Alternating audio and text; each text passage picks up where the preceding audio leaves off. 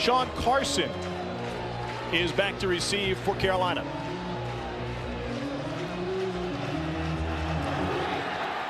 Short kick. Taken at the 16. And nowhere to go. Gerald Turner got a couple of yards on that return. Time now for our Buffalo Wild Wings bold prediction. Well, we mentioned Dylan Thompson and his struggles last week, and that's why Mike Davis at his running back position needs to have a big night. He went for over 100 last week. This week, I think tonight versus Kentucky, he's needing to have another big game. Javis Blue stepping up. Now that he's healthy at the wide receiver position for the Kentucky Wildcats, time for him to emerge on this stage here tonight where Kentucky thinks they have an opportunity to make their presence felt in this East Division and try to notch their second Southeastern Conference victory under Mark Stoops. Dylan Thompson missed a couple of practices this week. He got banged around hard against Missouri and suffered a sprained neck. He will hand it off on first down to Mike Davis, who has a ton of room on the right side and finally forced out of bounds after a gain of 14. A.J. Stamps with the second level stop for Kentucky. We mentioned A.J. Stamps at the safety spot. You don't want him coming up to make the tackle. Jason Hatcher, number 6 for Kentucky, gets sucked down inside. Great job by Cody Gibson on the edge. And they'll go right back to Davis. And that offensive line, much maligned for South Carolina and rebuilt in many ways, is paving the way. That's a gain of 9 for Davis. You see, running right at the edges of the Kentucky defensive front. Zadarius Smith is down. He's lined up right across from Corey Robinson, the big left tackle for South Carolina. And you could see him writhing around there early on, right after that play happened. South Carolina clearly looking to establish the run early on in this ballgame. You saw the national rankings assigned to this Kentucky defense, led up front by Zadarius Smith, Bud Dupree at linebacker and defensive end, and A.J. Stamps, who we've already seen tonight. And this is a position and a player they can't afford to lose. You see number 94, and it looks like Bud Dupree, number 2, spun into his lower leg, and he's walking. Zadarius Smith is walking off the field under his own power. Looks like he's going to shake it off. Sometimes those injuries, they seem scarier than they actually are. Be surprised if Smith doesn't return to the lineup. Good to see him walking off the field, as you mentioned. South Carolina approaching midfield and doing it quickly. This is 2nd and 1, and Dylan Thompson wants to throw. He finds the running back Wilds out of the backfield for his 10th catch of the season. And another first down for South Carolina and Dylan Thompson. Dylan Thompson, one of the veteran signal callers. They come in this year, didn't have a ton of starts. Obviously, it's his first season as a regular starter. 3rd in the conference with those 12 touchdown throws. Well, the Kentucky defense has been outstanding on opening drives all season long, but South Carolina having its way with them here to start the game. Back to Wilds again, and he spins his way forward. He picked up another 2 yards riding over the back of the Kentucky defender Farrington Huguenin. Huguenin's in there because of Zadarius Smith, his injury. South Carolina staying in this 2 tight end formation. And there's another reason for that, by the way. There's a couple of yards. Once again, Huguenin, another stop. South Carolina is without the services of Shaq Rowland today. We understand Rowland missed a team meeting. He's been suspended for the game. Steve Spurrier expects him to be back, if not in good graces, at least in uniform after this weekend. The 3rd down play. This is maybe the largest area of improvement by this Kentucky defense, allowing only 26% conversion. On 3rd and 2, Thompson keeps it, and he slips his way for the first down. Not something that you see Dylan Thompson do very often. He ran the ball just a little bit last week on a QB draw. This time it's on the read, and he's just reading the backside defensive end. That time it was Zadarius Smith. He sunk down inside, and Josh Forrest from his middle linebacker position was unable to get upfield fast enough to get the tackle before Thompson got the yardage needed. Forrest is a converted wide receiver. This is the 7th play of the opening drive for Dylan Thompson in South Carolina.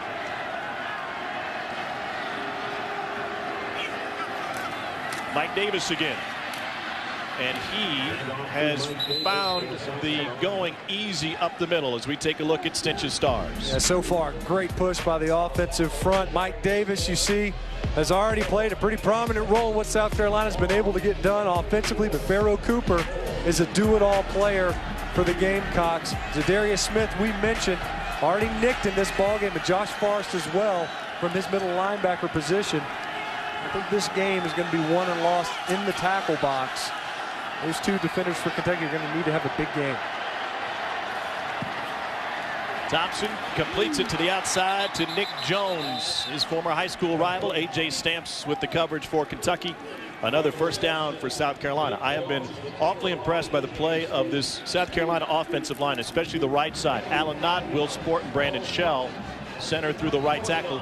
They've gotten a lot of undue attention over the last week with what Missouri did to them.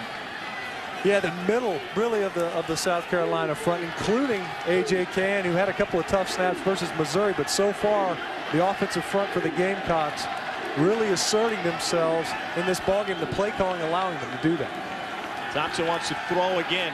Good coverage downfield. He will look him off and scramble for a nice gain on first down. And twice now on this drive, we've seen Dylan Thompson, in one instance, an opportunity for the zone read to pull the ball and pick up the first down on the third. And there, Zadarius Smith just beat Corey Robinson underneath, and Dylan Thompson taking an opportunity to pick up yards. Trying to take the air out of the stadium on the opening drive. This is Mike Davis, and he just gets brought down by an ankle. Open field tackle by Blake McLean.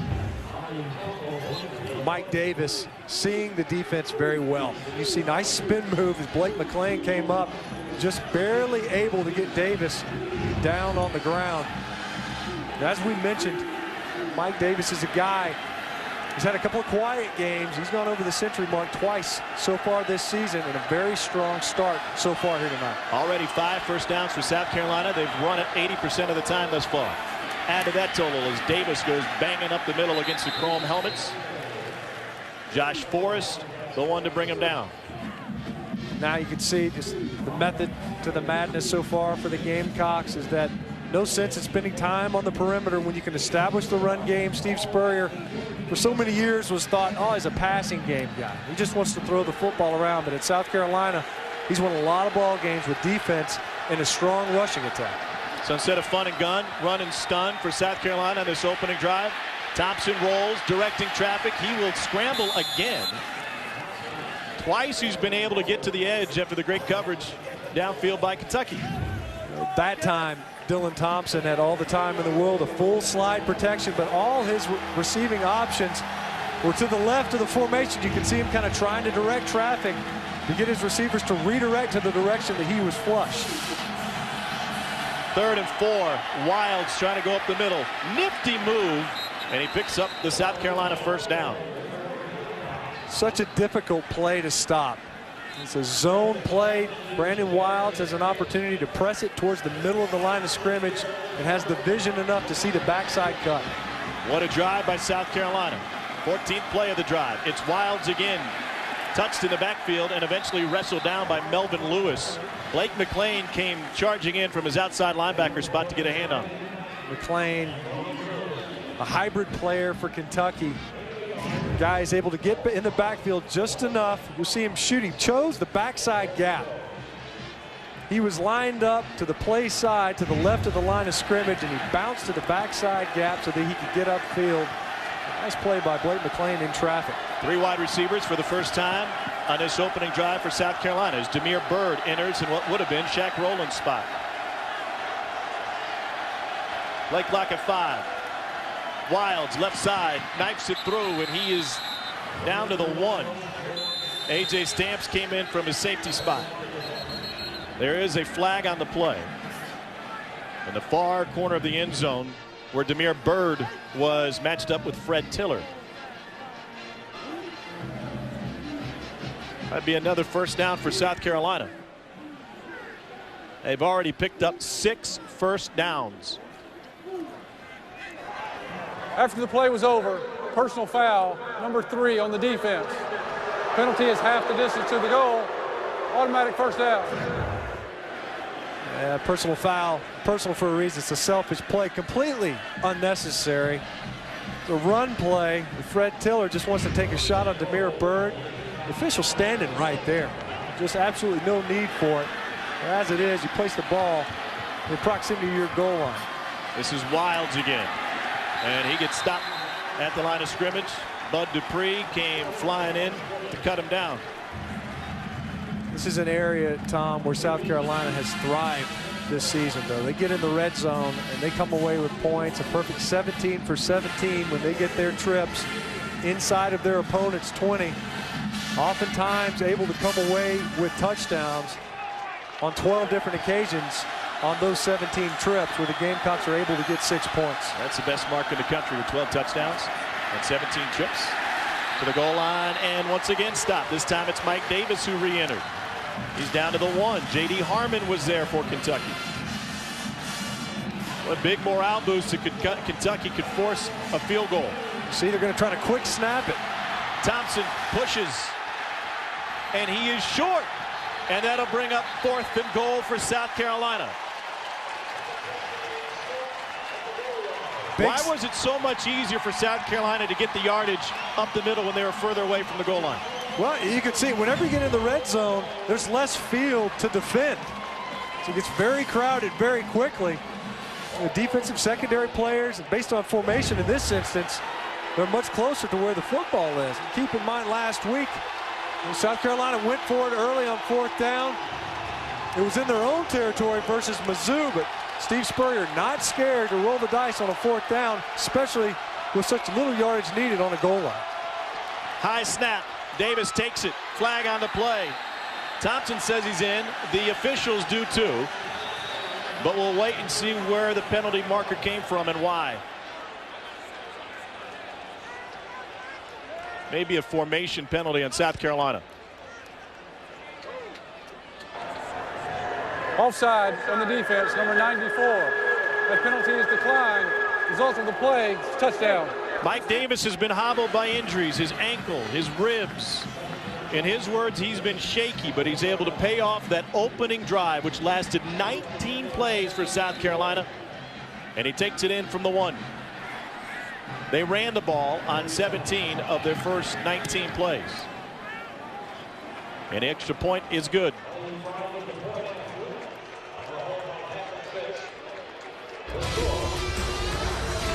They thought Mike Davis would be a Heisman contender coming in. He's been slowed by injuries, but he and Thompson carried the bulk of the load on this opening drive, and Davis hits pay dirt to close it out. That was a statement drive by South Carolina. 7-0 on the opening drive. 19 plays, their longest drive of the season via plays, covering 79 yards, 7:56 off the clock. They were in 12 personnel until they got to the goal line, really, until they got to 1st and goal, and they ran it on 17 of their 19 plays. You could see they saw no reason to change up what they were doing. 2 tight ends and 1 back was more than enough for South Carolina, and they bludgeoned that Kentucky defense. And that's exactly what was ordered up. Get that running game rocking and rolling, and you basically erase half of the first quarter with that opening possession.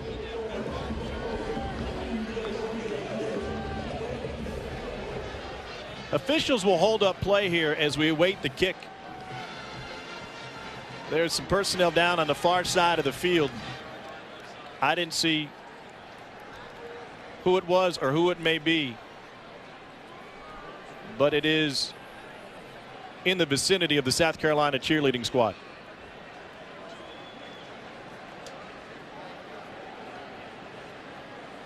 You see the staff attending to him. And incidentally, Tom, as I recall, when we were here in week 1, same incidents with one of the Kentucky cheerleaders. But relatively speaking to what everybody's been experienced throughout the South, this is a chilly night. That's a little early for all this. As you see South Carolina cheerleader taken away, hopefully will receive the medical attention that she'll need. You see the special teams guys as they're preparing for the kickoff. And you mentioned the climate here tonight. Everybody's all bundled up. Not everybody, it looks like, had all black thermal wear ready to go. It's pretty pervasive, the blackout in here. But there's a whole patch of garnet in the corner that's pretty pleased so far with how this game has gone early and that authoritative offensive drive that South Carolina opened the game with. Braylon Hurd is back to return for Kentucky.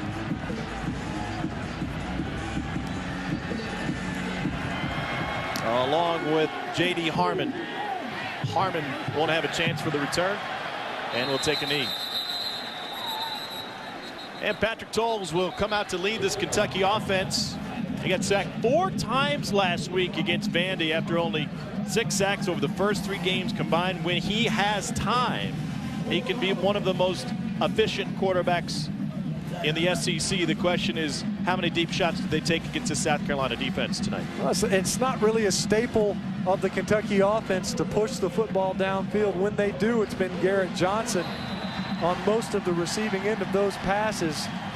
Patrick Towles looking to duplicate the start of last week, certainly not the ending of last week's game. They set up with a screen. DeMarco Robinson gets great blocking, and he takes it to the 40-yard line. DJ Smith with the tackle for Carolina. And a lead block by left guard Zach West. They've missed him. He injured his neck. Hadn't played in a couple of weeks. Great job getting underneath quickly by DeMarco Robinson. West had only started the opener against UT Martin, has been missing in action since. 4 wide for Towles. And they go underneath. This is Ryan Timmons. Remember, it was just a few weeks ago that Kentucky went down to Gainesville and nearly pulled off a shocker against the Gators. And boy, wouldn't this season look a whole lot differently if maybe Ryan Timmons had made a deep catch in the 4th quarter. Perhaps a kick would have sailed wide or another one would have found the goalpost. But as it is, Kentucky's coming off of their first SEC win in their last 17 tries against Vandy. Another pass. This is DeMarco Robinson. And that'll set up 3rd and short for Kentucky. Bryson Williams, a quarterback, with the stop. That play effectively a toss sweep in this Kentucky offense. And already we've seen a lot of horizontal passing. Patrick Towles will throw the football directly to the sidelines. They only average about 7 yards in the air when he throws that football. There's some yards after the catch to be had. So far, South Carolina able to keep the Kentucky receivers outside of the screen pass in front of them.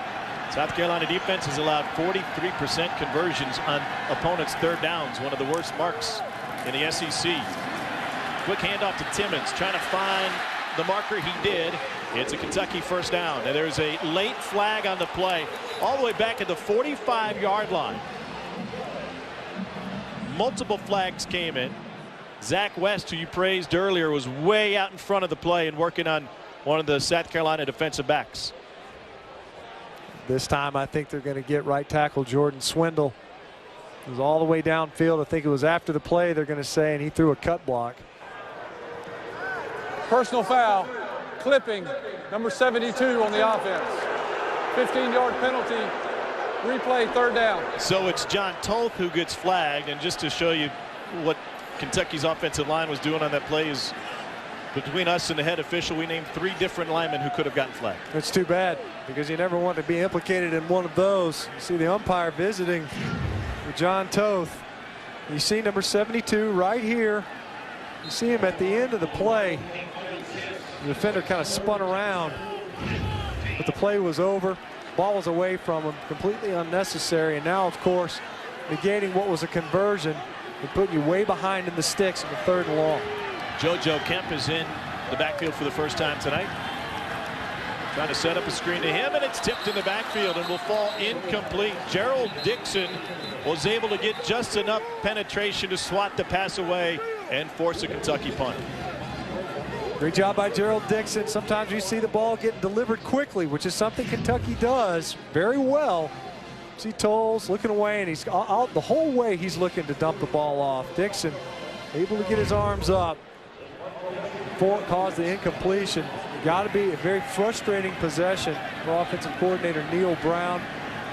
They had a conversion ready to go. The 2nd personal foul of the game to negate what was otherwise a 1st down. Farrell Cooper back to return.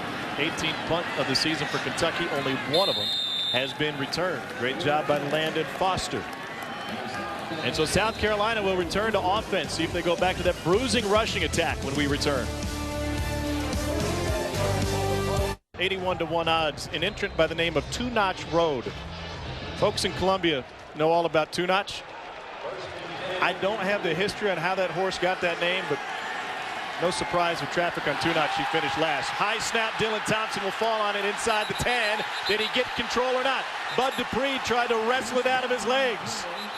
Thompson does not have the football as he gets up. Dupree has it, but it will retain. South Carolina will retain possession. Thompson says, I had it, I was down. See the high snap. Allen Knott just shoots it right over Dylan Thompson's head, but he doesn't have control of that football. It was between his knees. Yeah, they're going to take another look at that. As you can see, the ball clearly over Thompson's head. He tries to recover it and squirt it out of his legs. It was a loss of 18. Ashley Lowry has gone down due to injury. Mark Stoops is furious. You could see why. It never looked to me as if Dylan Thompson possessed that football to have established him down. You see the ball? He's not controlling it. Bud Dupree gets in there. That ball was loose. It looked like to me by the time Dupree got there. Adding to the intrigue on this play is Ashley Lowry, who was seemingly fine, and then as they came out to get under center, he dropped. The previous play is under further review. The ruling on the field was the offense, South Carolina, recovered the ball. Training staff immediately went out to tend to Lowry. That's when Stoops came off the sidelines hot and bothered. Lowry's number 5. He comes in at the end. Once again, Thompson, no control at the outset. Did he ever cover it? That ball's loose, and Bud Dupree looks to me like he got his right hand in there to prevent Dylan Thompson from ever controlling it. It'd be one thing if he possessed the football, then Dupree touches him down. South Carolina would maintain possession of the ball, but that ball is clearly out, and Thompson is scrambling to get it back in. By the time Dupree gets in there, it looks to me like his right hand had reached in. That ball's just bouncing around. Mike Davis there trying to deter the defenders from getting there. Josh Forrest there. Ashley Lowry, see him there, number 5. He's returning towards the sidelines. Yeah, it was after he went off camera. He just dropped. That injury may have given the officiating crew enough time to decide to replay it. It could have been a fortuitous cramp by Ashley Lowry to go down. Well, remember, the ruling on the field is that the fumble was recovered by South Carolina, and so they would need visual evidence to prove otherwise. And I just don't know in this day and age, when you have a scramble for the ball, when you have a loose ball and a pylon, if you're ever going to get visual evidence enough to overturn. I think what they're going to look at is, did Thompson have control of the ball when Dupree touched it? If Thompson had recovered the football, and you see number 2 for Kentucky coming in there, Bud Dupree, ball's bouncing around. Well, the touch really doesn't matter because his knees were down anyway. So if at any point he got control and possessed it, he was down with the football. Sure. But he never controlled the football. In that instance, it looked to me like Bud Dupree had his right hand in there the whole time and ended up with the ball by the time it was done. Like you said, Dylan Thompson comes out of the pile. He didn't have the ball, and number 2 did. That ball was bouncing around when they arrived there. So is the evidence indisputable or not? That is the key. And as our fine replay crew works through the numerous looks that we give them, Mike McGinnis is our replay official tonight. Our white hat is David Smith, and this could be, in the wild and wacky SEC East, this could not only have an impact on this game. There's a lot of folks out there from Columbia, Missouri, all the way down to Gainesville, Florida, hoping Kentucky came away with this one. Well, you mentioned Gainesville, Florida. The last time Kentucky was in an East Division contest, went into overtime versus Florida 2 ball games ago. See that? The ball never looked to me like Dylan Thompson had control of that football unless he was using his left knee. And he doesn't have it there, which is the key. He came out empty-handed. I don't know how the referee didn't realize that at the outset. I thought if the ball would have been awarded to Kentucky immediately, there's no way they would have overturned it. As it stands, they still may not have indisputable video evidence to overturn it.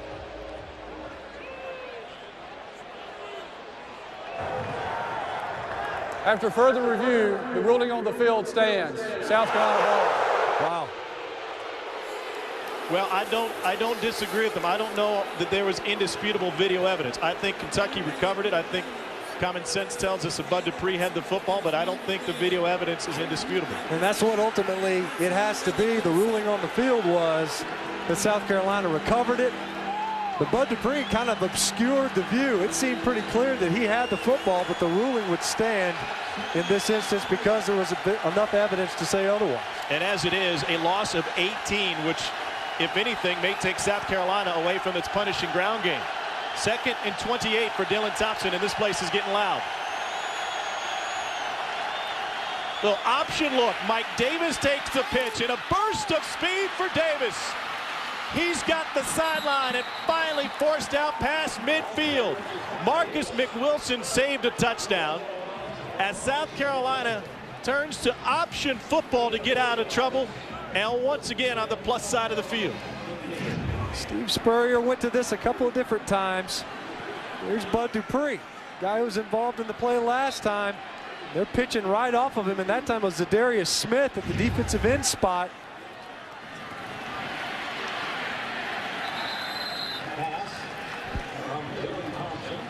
Yeah, Thompson's able to find Demir Bird.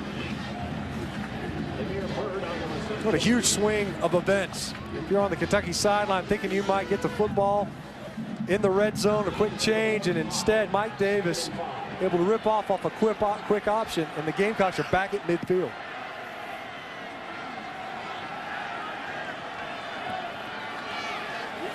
Brandon Wilds is his running back now on a 2nd and 5.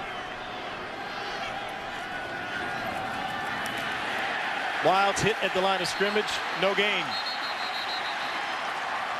Fred Tiller was the 2nd man there. Ryan Flanagan came in from his linebacker spot. At that time, Bud Dupree, number 2, able to get underneath the block of Glory Anderson to disrupt that play, force a 3rd down. 3rd downs worked out pretty well so far for South Carolina. So on a zone read look on the previous possession where Dylan Thompson kept it on the edge. And converted 2 of 3 tonight.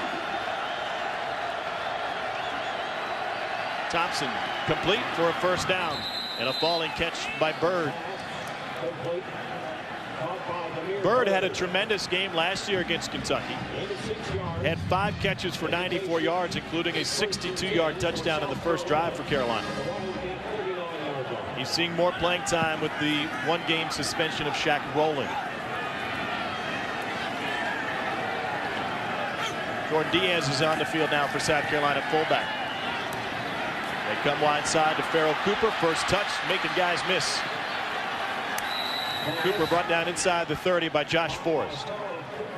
At that time, Farrell Cooper able to shake loose the would-be tackle of Cody Quinn coming up from his corner position. Farrell Cooper, the guy that they want to get the ball to in space quite a bit. We've seen him in the Wildcat formation on a number of occasions. He's one of Dylan Thompson's favorite targets when he's looking downfield, especially over the middle of their offensive set.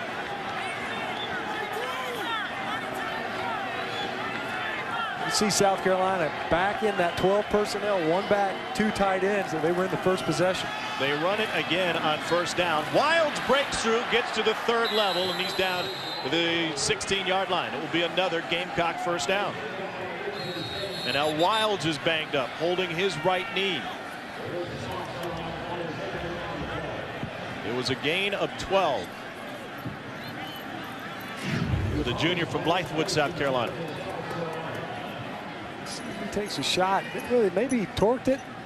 Maybe there at the tail end when Reggie Mint came in, his knee might have knocked right into Brandon Wild's knee after he was already on the ground. And by the way, we have other injury news. The cheerleader who went down for South Carolina is Lauren West. She was stabilized for precautionary purposes only. She was moving all of her body parts, which is great news. That's according to their team physician. So great news for the South Carolina cheerleader who suffered an injury after their first touchdown. Hope Lauren is feeling better soon. Already over the century mark on the ground, and it's Mike Davis back on the field for the Gamecocks. Maybe that wasn't such a bold prediction, huh? No. First quarter. Thompson play action, and it goes complete to Nick Jones. Jones inside the 10. See South Carolina stretching the coverage. That time, inside receiver Pharaoh Cooper driving deep downfield. Nick Jones able to settle underneath and provide Dylan Thompson a target. As we mentioned, a lot of balls thrown Nick Jones' way. You can see why. A sure-handed receiver, a trusted receiver on the other end of Dylan Thompson's passes. And once again, South Carolina in the area of the field where they've been very efficient in scoring inside the 20. On 2nd and 2, Davis tries to move the pile. No success there. We'll bring up 3rd down. Ryan Flanagan has been busy. And in front of the Kentucky student section, some extra pushing and shoving gets the students fired up. Jason Hatcher, who was in on that play, they've liked what they've gotten out of him. He's really improved. Defensive end, outside linebacker set. A little extracurricular activity at the end of that one. They'll swap him out. Brings Zadarius Smith in. Big Mike Douglas and Melvin Lewis to try to slow down what is sure to be a downhill run on a 3rd and short behind a South Carolina front that has had its way with Kentucky. All the bigs are in.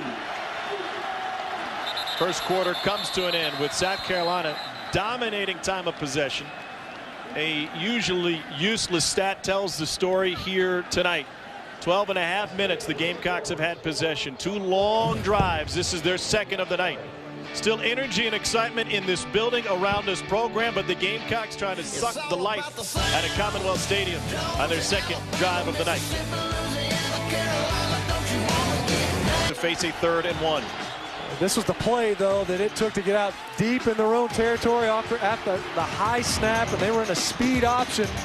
A play that they went to a couple of times versus Missouri, and then Pharaoh Cooper's able to get loose, shakes Cody Quinn's tackle and get upfield. Then Dylan Thompson able to find Nick Jones on their sideline.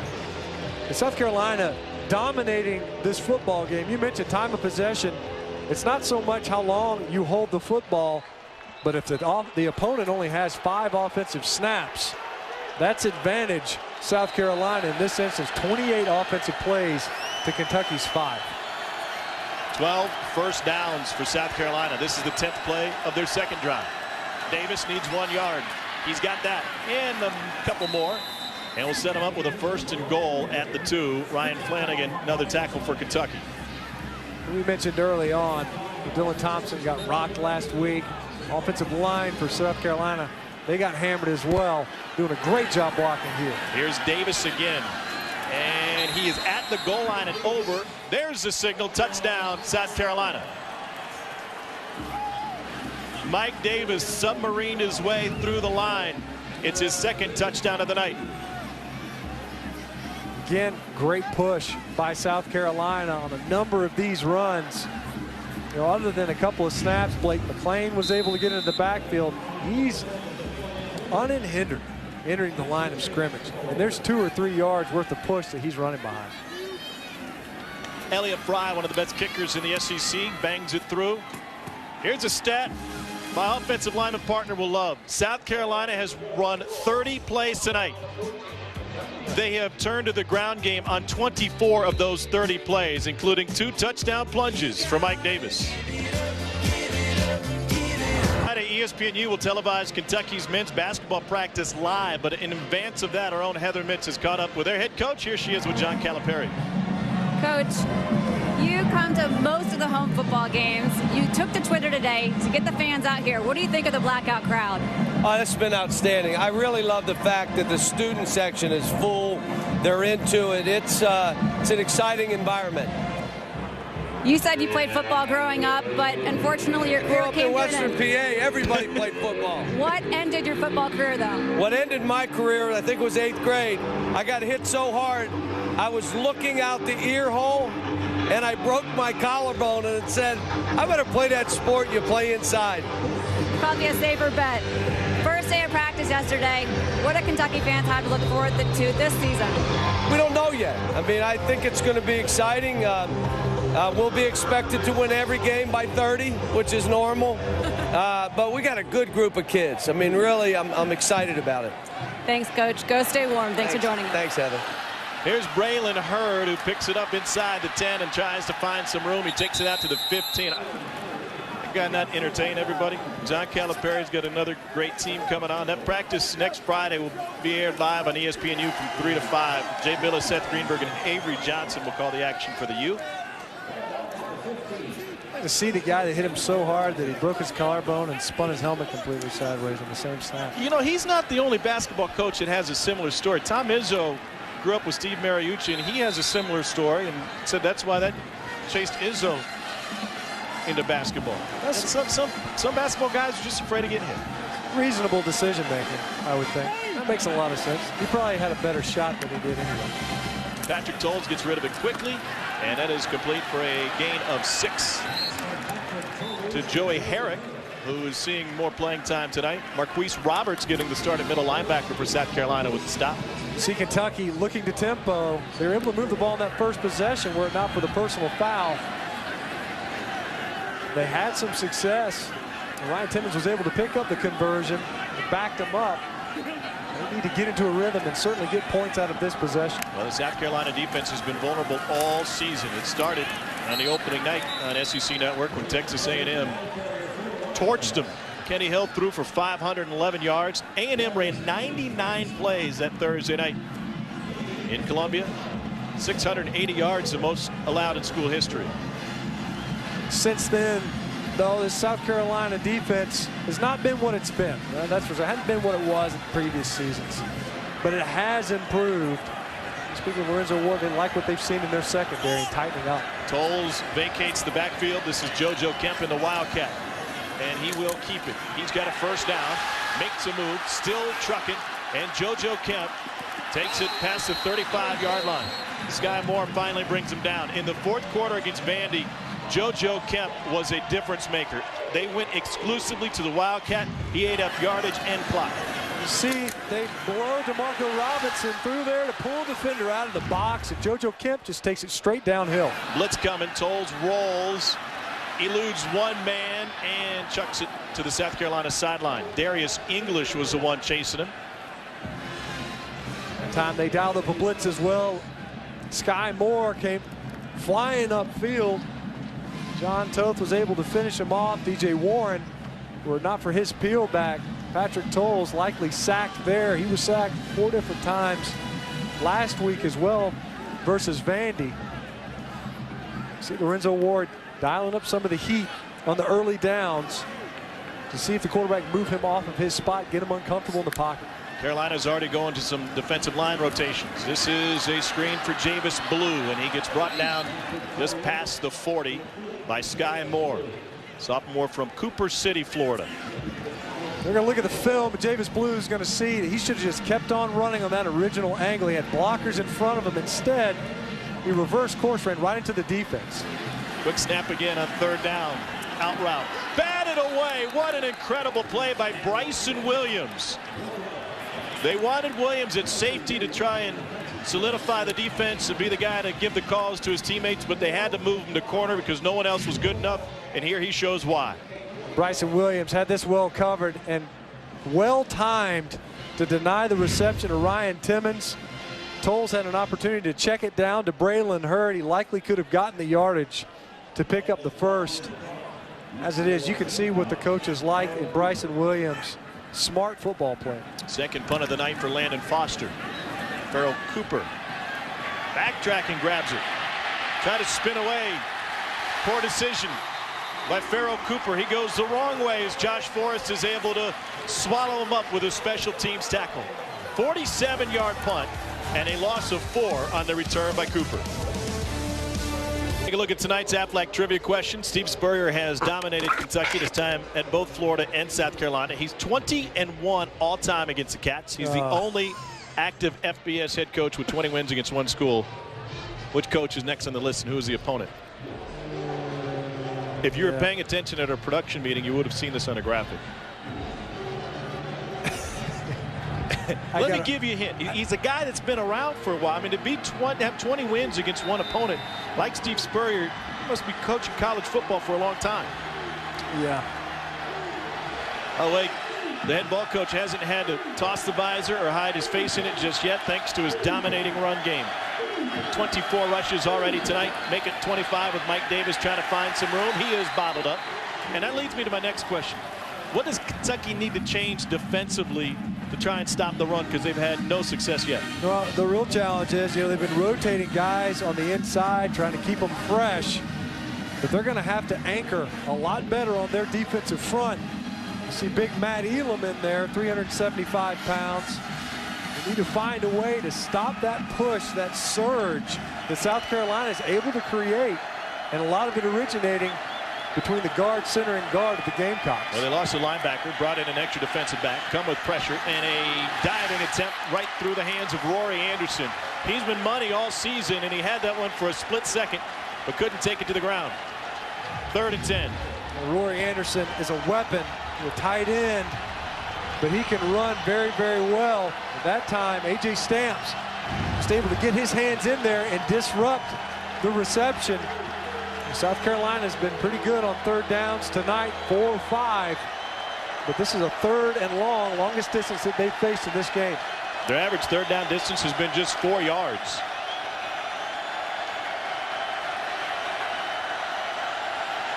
Number 2, Bud Dupree's wanting to come after the quarterback. A whistle.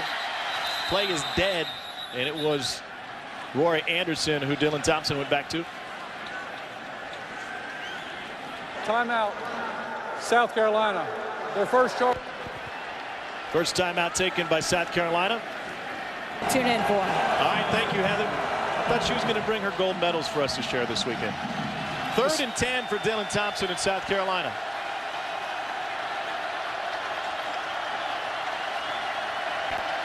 Press coverage. Thompson goes over the top of it, and that is incomplete. Trying to find K.J. Brent. Ashley Lowry was the lone safety who came over to offer help, and South Carolina will punt it away for the first time. And K.J. Brent, and he had a step on Blake McLean, who's up there. Press coverage, he got 2 or 3 steps on him. Lowry was able to get over the top of that ball. Had just a little bit too much distance on it. Dylan Thompson unable to convert on that 3rd down, the longest that they faced so far. Big stop by this Kentucky defense. The chance for the offense to take the field with decent field position. Tyler Holt a punt from his own end zone. Low snap, but no pressure coming. And DeMarco Robinson will run up on it. May have hit a Kentucky player, and so they dive on it at midfield, and lucky to cover it up was Kendall Randolph. I don't know who it hit on its first hop. It may have been Randolph himself. You see Randolph running down. That's where you got to get the Peter call, especially from the return man, so you clear out of there. Could have been a big break going the other way for South Carolina.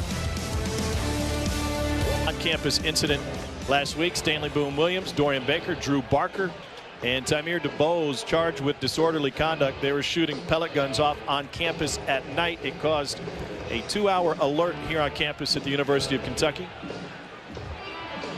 I like to say boys will be boys, but just do it someplace else. You know, go out to a field. There's plenty of room in this great state. You don't need to be doing it on campus. Got to be a horse pasture somewhere around here, right? I think so. Patrick Tolles at quarterback. He will turn and hand it off, and there's some room on the right side. We talked about Boone Williams missing time, and so they've gone to Mikel Horton. They've got some depth at running back. It's young guys, though. Braylon Hurd, who transferred in, probably the veteran guy in the defensive back on the offensive backfield for Kentucky. but they've got enough horses to rotate in and out in this run game to keep guys fresh.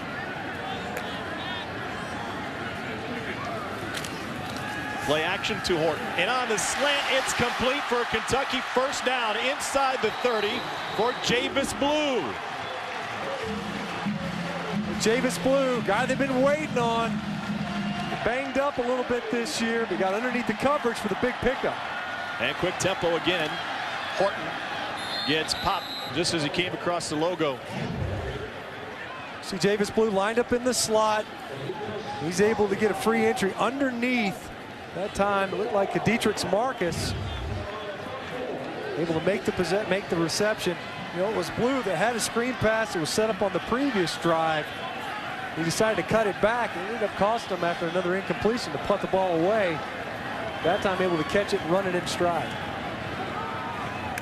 They bring Timmons in motion. I didn't see a flag. I thought South Carolina moved.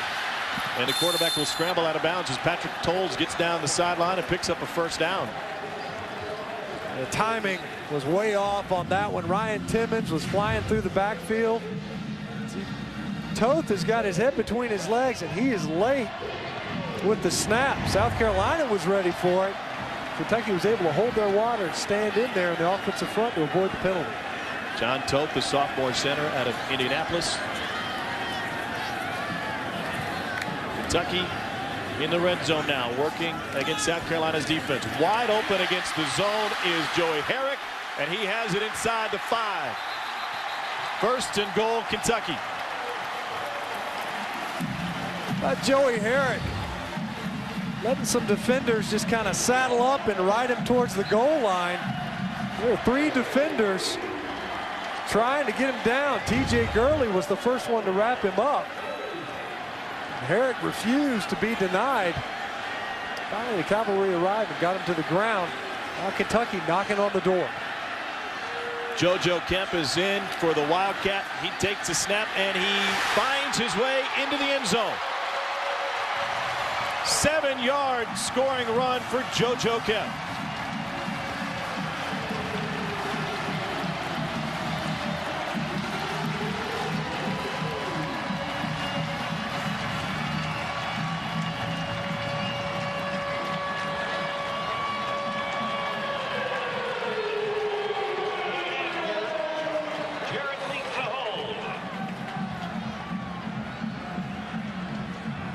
Austin McGinnis, the freshman kicker.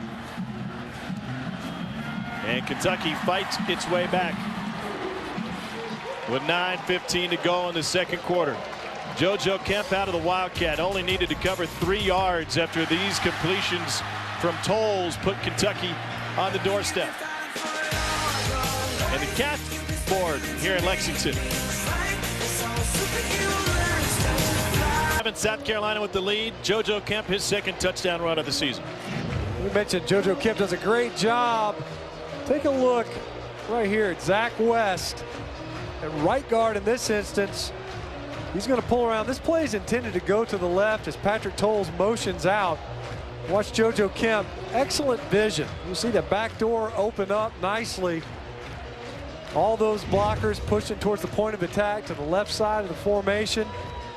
Kemp able to be patient enough, use that vision, get the ball in the end zone, ended up just running straight downhill in the diamond formation. And the Kentucky offense, that time, didn't shoot themselves in the foot. No unnecessary personal foul on a clipping call downfield. And they're able to get it down to answer for a score. Austin McGinnis puts it through the side of the end zone for a touchback. Their defense turned it up on that last possession, forcing no gain on first down. That led to passing attempts on both 2nd and 3rd and 10 and a 3-and-out for South Carolina. And with the way South Carolina's rushing attack has been tonight, you just have to figure that first down will be the key down all night for them. And we can see on that first possession, they were happy to just pound the football and went right down the field, running the football with authority on that first down and opening up the series ahead in the down and distance. And of course, if you can run the ball and pick up 3 and 4 yards on first down, then the world's your oyster. On second down as a play call, you can do whatever you want. Well, they've been eating seafood all night. 80% of the time they've run it on first down, and their average gain is 4 yards. Brandon Wilds is behind the quarterback, Dylan Thompson. Thompson will pass this time. Great coverage downfield, and it is batted away. Fantastic break on the ball by A.J. Stamps. Pharaoh Cooper had a step or three, and Stamps saved the day. Watch the pressure from Zadarius Smith. He's able to run the arc. Dylan Thompson takes a shot as he delivers the football, and A.J. Stamps times his break just right.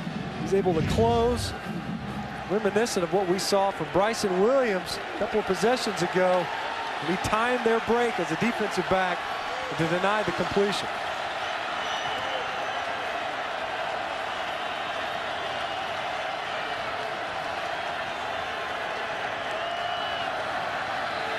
Pressure coming again, and it's batted away, and that will bring up 3rd and 10. Matt Elam, the big freshman, shoved his way into the backfield, and at 6'7", he doesn't have to get the arms high to knock it down. You see Matt Elam, he's just pushing Alan Knott straight back. That's like trying to slow down a concrete truck with bad brakes, man. That's a big body. And once he starts rolling, it's hard to slow him down. And this is the scenario. We saw this before on a 3rd and 10. Kentucky has an opportunity to lay their ears back, cut loose some of their pass rushers from the edge, and Smith and Dupree. Thompson looking for Cooper. Goes underneath instead. And a big open field tackle to force a punt. Nick Jones had the catch, but he was quickly brought down by Cody Quinn. Cody Quinn, a sure tackle, an open field. If he doesn't make it, the yardage needed is picked up, and they convert on a 3rd down. Quinn got shook early on in the 1st quarter. Ended up being a big gain for South Carolina that time. It will get him to the ground and force the punt for South Carolina. Tyler Hull, the punter. Better snap this time. DeMarco Robinson at the 30. 10-yard return for DeMarco Robinson. There's a flag on the play after the return. Gerald Dixon Jr. is the man who brought him down.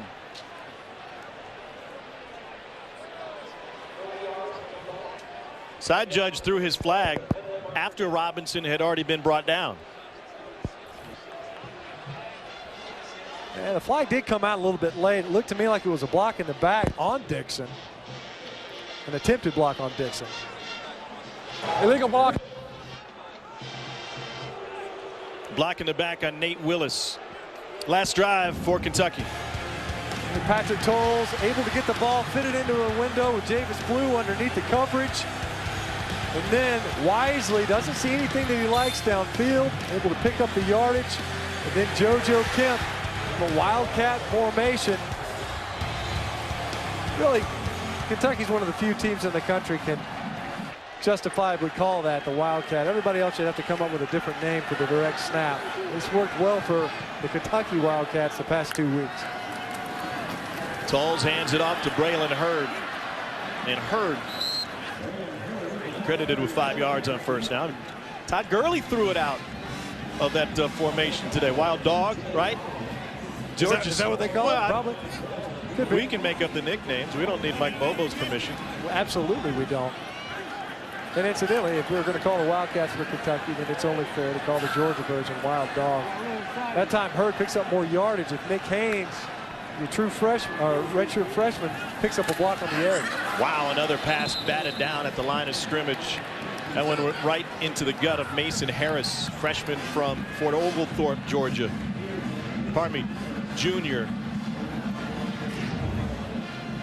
Once again, we've seen it working against Darian Miller. Hit him in the ear hole. Like a John Calipari hit. That's right. I'm sure the defensive coach is Lorenzo Ward saying, just don't quit, son. Just gut it out. I think his collarbone is still intact. Darian Miller, when you see those quick throws, especially at the tackle position, you have to be ready for the jump. And when guys do that, you almost have to make them pay. You got to tip them. On 3rd and 5, another quick release. It is good for a 1st down to Garrett Johnson. You say you got to tip him. The offensive lineman has to cut him down or get him down quicker if you know it's going to be a quick hit. As soon as he jumps, the idea being you punch him in the chest and try to dump him over. They're off the ground. Their feet are off the ground. It's like the reverse of an undercut in basketball.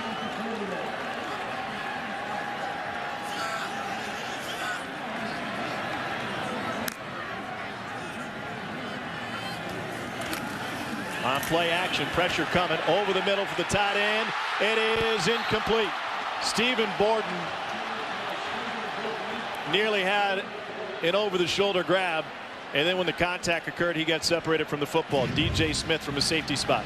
On the pre-snap, they showed a 2-safety look, and then they rolled to 3 deep. That time, DJ Smith was playing center field, and he timed his shot just right. Borden almost able to hang on to the football. See him there.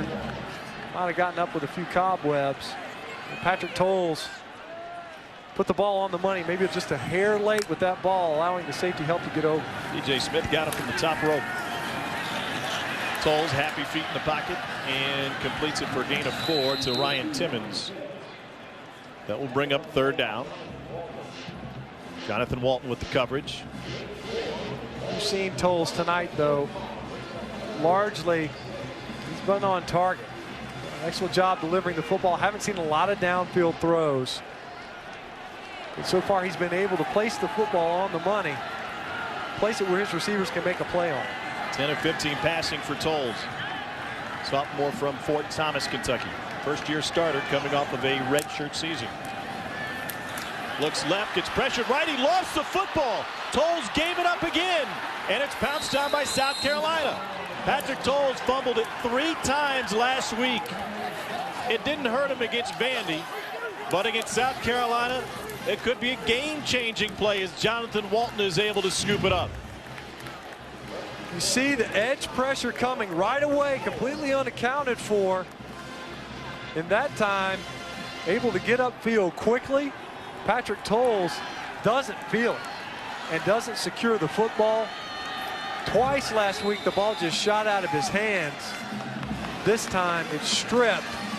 Big play by South Carolina, and an opportunity to give their offense a short field right when the Kentucky offense was able to stage a drive in the previous possession, and then they turned the football over, putting their defense on a short field.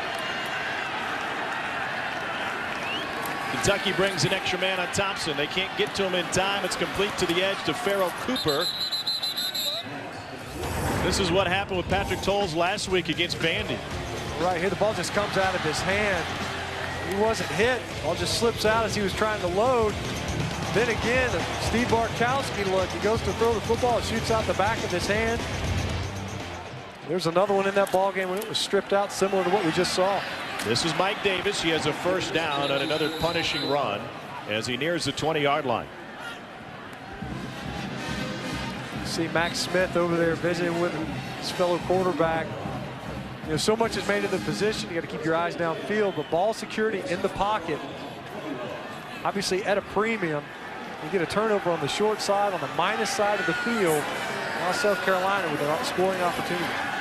Thompson off the back foot to the end zone. Nobody saw it. Neither the receiver Demir Bird nor his defender Fred Tiller. And Thompson had the exact look he wanted.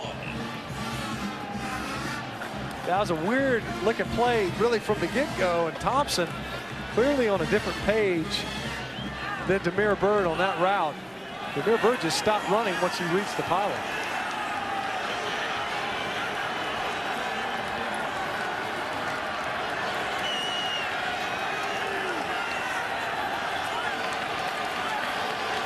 Play clock is at 5.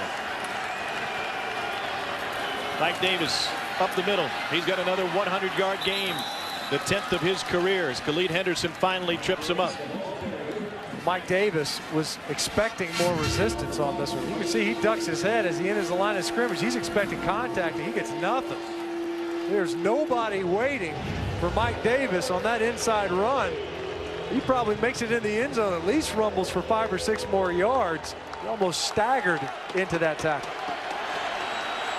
104 yards on the ground for Davis. 3rd and 2 for South Carolina. Another high snap. That was a forward pass and will be incomplete. It was not a good pitch, and they didn't get the separation they wanted, but it ended up helping South Carolina in the end. That's twice tonight that we've seen a bad snap from center. Allen Knott. There's too much juice on it. He'll be met with a conversation on the sideline by that. Most important pass of the game is the one between the center and the quarterback. Thompson handles it, but it clearly threw the timing off. Mike Davis was upfield, and what would have been, I think, what is intended to be a lateral, you're right, Tom, was a forward pass. Ended up looking like a shovel. Elliott Fry leads the SEC with 9 field goals. He has now made 10 in a row after missing his first of the season against Texas A&M. 31-yard field goal from Elliott Fry. And South Carolina able to get the offense going once again. It started with Kentucky coughing it up. Patrick Towles lost it deep in South Carolina territory, and the Gamecocks put it through the uprights to lead by 10. The SEC. I think Mr. Feinbaum may be talking about Nick Saban in Alabama a little bit this week. Line drive kick. Taken a yard deep and a chance for a return. J.D. Harmon to the 25 and wrestled down there. Made it all the way out to the 27 before being stopped. Coming up at the half on the Regions Bank. It's not the game that it used to be when you harken back to the Danny Werkles and the Peyton Manning showdowns, but an incredibly painful loss for that Tennessee program. They were looking for that next level win, unable to get it done today. Here's Hurd, and he's got a first down and a few more. The Nebraska transfer. Will Muschamp was throwing shade on the Tennessee fans after the game. He said, I'm just happy all these people are going home disappointed. Well, you know, when you're the visiting coach, the last thing you want is a stadium full of happy home fans. That's true. So mission accomplished. They had to be pretty crestfallen after that one. Quarterback, I should say running back rotation for Kentucky. They've had 3 different guys in there. On the play action pass, it's complete to DeMarco Robinson. And Robinson has it in South Carolina territory. DJ Smith with the stop. Now they fake the power in the backfield to Braylon Hurd, and he's able to fit the ball in just over TJ Gurley, number 20, diving underneath of that route. That's a well-placed pass by Patrick Towles. Nice ball handling. He's able to deliver it quickly. They'll motion Towles out. Hurd will take the snap. And he waits for the hole to open and knifes his way through for a first down. And Braylon Hurd has a touchdown.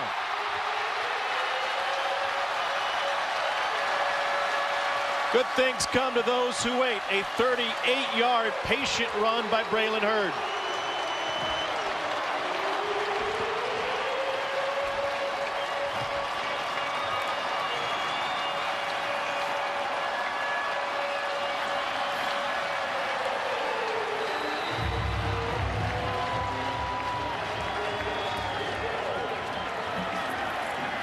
Austin McGinnis to attempt the extra point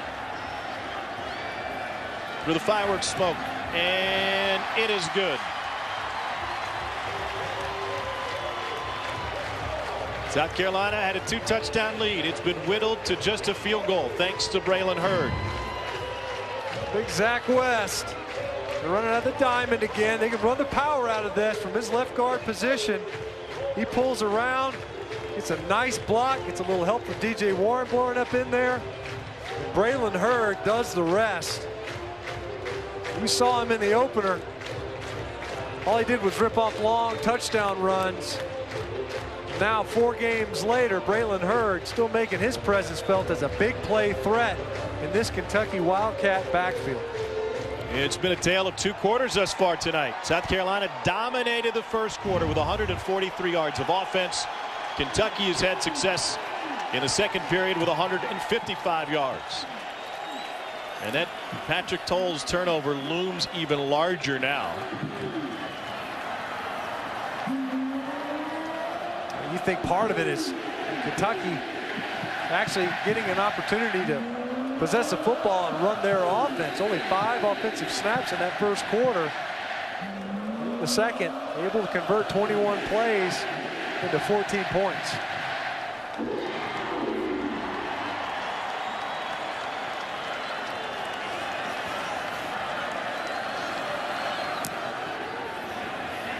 Sean Carson will watch it go over his head.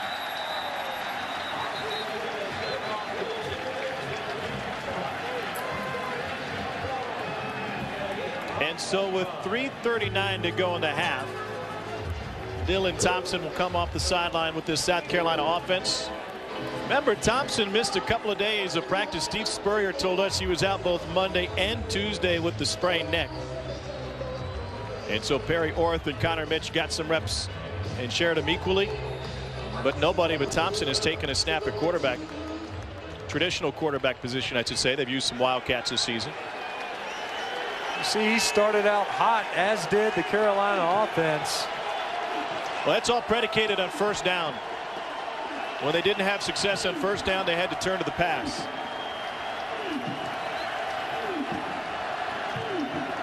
And they're going to run the option again. Maybe 2 yards for Mike Davis. Mike Douglas, senior from Largo, Florida, with the tackle. That time, well defended by Kentucky. We've seen that option look before, and South Carolina was backed up off of a previous bad snap. Mike Davis was able to rip off a big run. That time, Kentucky able to string the play out, which is option football. That's the entire goal, is to make them go east and west. They brought in big Matt Elam, and they try to go to the screen behind him. They do so. Mike Davis with it, and he is out of bounds to stop the clock. I'm a little surprised that they have put Dylan Thompson at risk by running the option. He is the only quarterback that they have. When he runs it, it's out of the shotgun, and rarely is he approaching the line of scrimmage, so he's able to deal it quickly. You see that defensive end, once he commits upfield and you're already at 6 yards deep, you've got an opportunity to pitch it out wide and not take as many tight shots as if he were under center running the same play. Here comes the blitz, and it is complete. Falling catch by Demir Bird, and a first down for South Carolina. 2 timeouts remain for the Gamecocks with 2:36 to go in the half. Time. Dylan Thompson able to stand in the pocket, pressure right in his face from Josh Forrest. He's able to slide in the A-gap between Alan Knott and A.J. Can at his left guard position. But Dylan Thompson does a good job of managing the pocket. He can just take 1 or 2 steps rather than flush out and keep his eyes downfield. 2 tight ends in this formation, and they go to wide receiver, and a monster lick put on Nick Jones by Josh Forrest. Wow, that was a decleater. Last week, Dylan Thompson apologized to Pharaoh Cooper. Seemed like he always got rocked when he caught the football. That time, Jones has to go up. You hear that shot all the way up here in the booth. And again, Dylan Thompson throwing under duress was Zadarius Smith right in his face. They bring pressure again. Corner blitz this time. Thompson evades it, and on the run, he will tuck it and run. He has a first down, I believe, depending on the spot. They're going to mark him just short, it looks like. But he did get out of bounds with 1:34 to go. Not known as a runner, certainly in comparison to Connor Shaw. But Dylan Thompson able to pick up those yards. Kentucky, nice coverage downfield, nowhere to go with the football. Connor Shaw was 27-5 as the starting quarterback at South Carolina.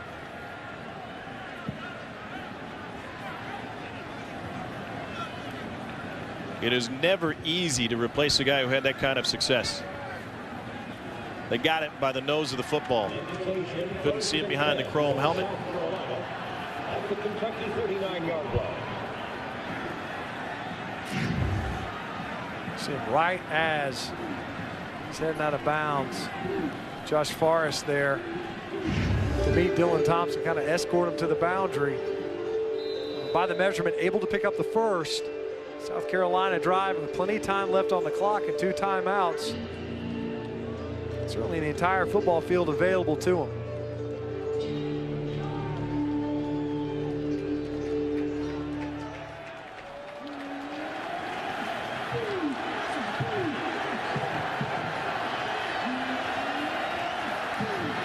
To the perimeter, complete to the tight end, Rory Anderson. Marked out of bounds after being shoved out by Fred Tiller. You mentioned Rory Anderson. What a mismatch he can be. Of course, you leave him in your formation, you can do a lot of different things. South Carolina will split him out wide. You run as well as some of these receivers.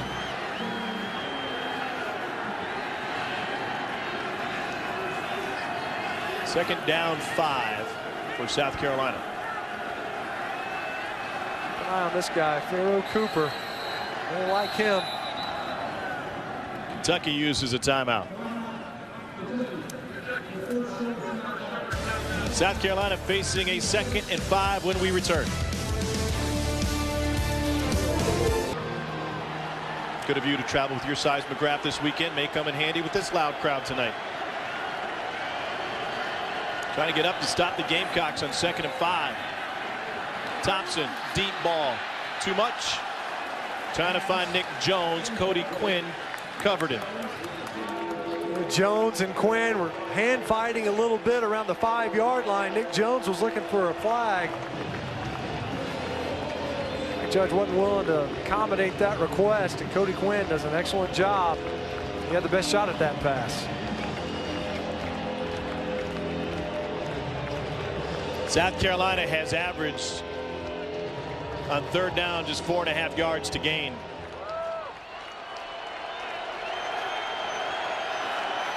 Watch the crowd noise and the get off. Bud Dupree and Zadarius Smith both excellent at getting that first step. And so Dylan Thompson needs to use a timeout. He points up at the play clock high above the end zone that read 0. I don't know that they didn't reset it properly. 1:22 to go. And South Carolina will have the opportunity regardless to put a couple plays in motion. And 1 timeout remaining. The first quarter was a South Carolina domination. They had 12 first downs in the first quarter. They ran it on 17 of their first 19 plays to cover 78 yards on their first drive. But then in the second quarter, Kentucky got its offense going, finally getting some momentum. They cover 155 yards. But still, South Carolina has, at this moment, run 22 more plays than Kentucky has, 48-26. Now that first quarter was dominated on the Gamecock sideline. They were able to just hang on to the football, not only hang on to it, but convert it into points. Keep the Kentucky offense off of the football field. They've been able to move the football. Even on their first possession, the Wildcats were moving the football. They shot themselves in the foot, personal foul, brought it back. South Carolina was able to convert that one. But now an opportunity for Dylan Thompson to create just a little bit more separation as they head in towards the half. They need 5 to keep it alive. Option again. Big hit initiated by David Williams, finished by A.J. Stamps. And that will bring up 4th and short. Remember, Steve Spurrier has gone for it a ton in plus territory on 4th down. A.J. Stamps, he has been a menace coming up from his safety position. That time, laying the wood, 6 feet, 200 pounds, to deny the yardage needed. And as you mentioned, the head ball coach not scared. Yeah, you see a little Gamecock on that chrome, little helmet. They're going to throw it on 4th and 1. Over the middle. Incomplete. Here comes the flag. Cooper, the receiver, Quinn, the defender. And Dylan Thompson may have misread that play, even though they got a flag out of it. Pass interference on the defense, number 16. Penalty is 15 yards. Automatic first down. Well, of the deep balls that South Carolina has thrown and completed, well, I tell you what, I think you let him play right there. Of course, Dylan Thompson likes it either way. He had Rory Anderson wide open to the other side. But they like those throws down the middle coming into the game. They completed more deep balls, 15 yards or more, over the middle of the formation. And Pharaoh Cooper off in the target. Trying to find the screen on a crossing route. They get it incomplete, intercepted. Picked off by A.J. Stamps. He's got a blocker, and he gets through Thompson. Stamps still moving. Kentucky football with 22 seconds to go.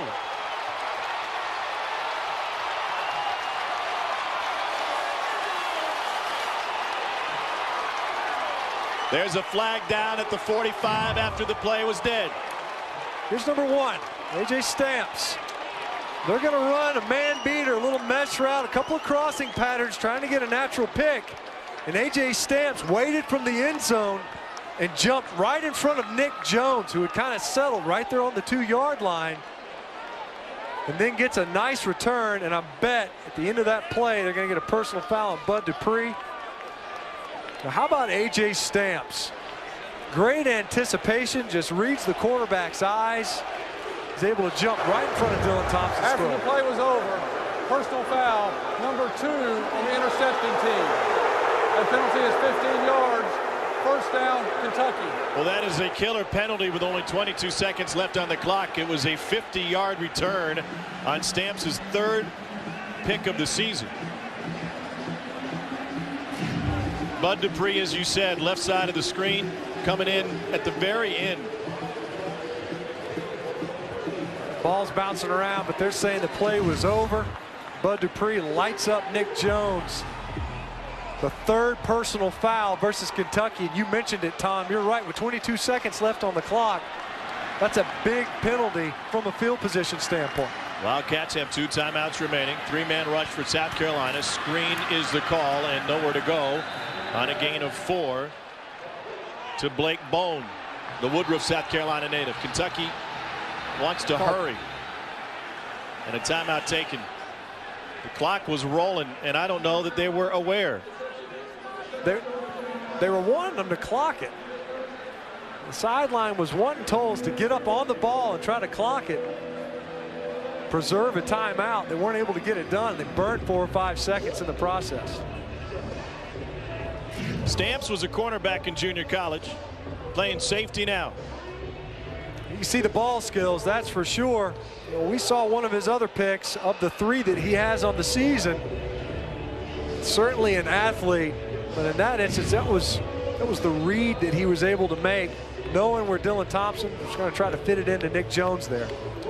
And let's not also lose sight of the fact that South Carolina was working with a fresh set of downs and threatening to score in their own right. So while the personal foul penalty may cost Kentucky some points, they keep Steve Spurrier's squad out of the end zone before the half comes to an end. It's back and forth affair, and the big check mark going against Kentucky. They're 5 flags already for 55 yards. That's the kind of hidden yards that can kind of come back and bite you. It certainly has cost Kentucky in this first half. Tolles complete for Kentucky. First down all the way down to the 30 for Garrett Johnson. 10 seconds remain. 1 timeout still. Tolles is going to clock it. Clock rolling, and it still took him 5 seconds to clock it. Kentucky burning a lot of time on these attempted clock plays. You've seen at least 10 seconds roll off. And what that did by taking so long to clock it is it wasted an opportunity to even use their timeout. And now it forces you to try to attempt a field goal as opposed to taking a shot at the end zone. Take another look at that play. Patrick Tolles on the money yet again downfield, fitting it into a tight window to Garrett Johnson. 47-yard attempt for Austin McGinnis. He's got the leg, and he splits the uprights. We are tied through 2 quarters of play. Indeed, a tale of 2 quarters. The Gamecocks dominated at the outset. But Dylan Thompson, when forced to pass, couldn't pick up first downs. A couple of key turnovers for both sides. And Kentucky's got all the momentum here at Commonwealth Stadium as they hit the locker room during this blackout. Cats will have the chance to receive the second half.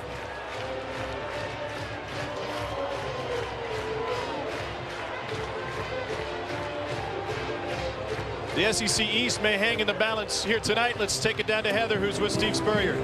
Coach, what happened on the interception? I think he threw it a little high. But anyway, it's a tie ball game. Whoever plays the best second half will win it. Your run game was dominant at the very beginning with the change in momentum. What would you like to see change in the second half? Well, we got to stop their Wildcat guy. We didn't stop it yet. And then we need to throw the ball better. We're not throwing very well. Thanks, Coach. The Wildcat did pay off indeed for the Wildcats. And that high throw was a difference in South Carolina hitting the locker room with perhaps a 10-point lead and going in tied. It's 17-all here in Lexington. Now to the studio for the SEC Network Halftime Report. Dari Noka standing by. All right, Tom, you guys got a good one here in Lexington. Because I was born this way. I got lightning running through my veins. Ain't nobody gonna stop this train. So hop on board or get out the way. Cause I was born this way. I got lightning running through my veins. Ain't nobody gonna stop this train. You can't stop us, we can't be stopped. Welcome back to SEC Network College Football Primetime. What a game in Lexington with South Carolina and Kentucky tied at 17 in what for both of these programs is really a must-win game. Tom Hart alongside Matt Stinchcomb. Tale of two quarters really for the most part sums up this first half. Yeah, you could look at South Carolina and they came out, dominated that entire first quarter, held the football the entire time seemingly, went right down the football field with a dominating run game. But Kentucky kind of stayed the course, and they kept their head in this ball game, and they got some explosive plays of their own and allowed them to climb right back into this football game. Time now to go inside the headset, brought to you by AT&T. Well, it was those explosive plays on offense. Braylon Hurd, not only did he take handoffs, but he was able to take it himself at one point in time. Javis Blue getting a delivery for Patrick Tolles. JoJo Kemp, who kind of foreshadowed what we were going to see here tonight out of that Wildcat look. Kentucky's been able to utilize the direct snap very effectively so far tonight. And then the big fit into Garrett Johnson downfield, able to make the reception in traffic to set up a field goal try. It was ultimately good by Austin McGinnis to knot this thing up at 17. And the way South Carolina started this game, Tom, it looked as if the Gamecocks were going to just pave over this Kentucky defense. Kentucky was able to rise up a little bit, force some third and longs, get South Carolina out of rhythm offensively, and their own offense was able to answer. J.D. Harmon drops back deep into the end zone and no chance for a return. Second quarter was a productive one for this Kentucky offense. We'll take a look at our game summary. South Carolina led this game 14-0 before Kentucky got its offense going. Already a 100-yard rushing game from Mike Davis, the 10th of his career.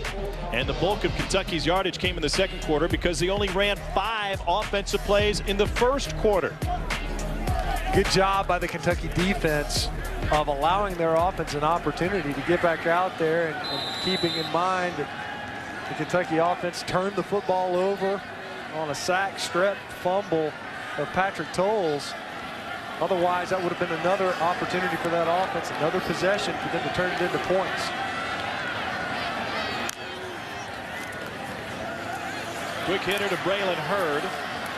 And he scrambles forward for a couple to get inside the head of what Mark Stoops is thinking. Let's check in once again with Heather. Yeah, Coach Stoops did say that run game and the big sets were definitely hurting them in the first quarter, but after that, they were able to make the adjustments. His message to the guys at half, keep it going. We got another half of Cats football to go.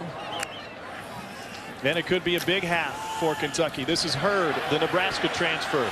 He is a key member of this Kentucky team out of Youngstown, Ohio, at a Cardinal Mooney High School, the same high school that all the Stoops brothers and the Pelini brothers went to. And there's a flag after that play. In fact, he was playing for a Youngstown guy, Bo Pelini at Nebraska, before he transferred out and joined Mark Stoops in Lexington. Holding, number 85 on the offense. 10-yard penalty, replay, second down. Stephen Borden. We saw Stephen Borden, who's targeted on a deep ball right down the seam in the first half. was unable to maintain possession of it. This time now trying to allow Braylon Hurd the room to capture the edge. Ends up with a hold. Certainly backs them up in the down and distance off schedule early in the second half. 2nd and 16.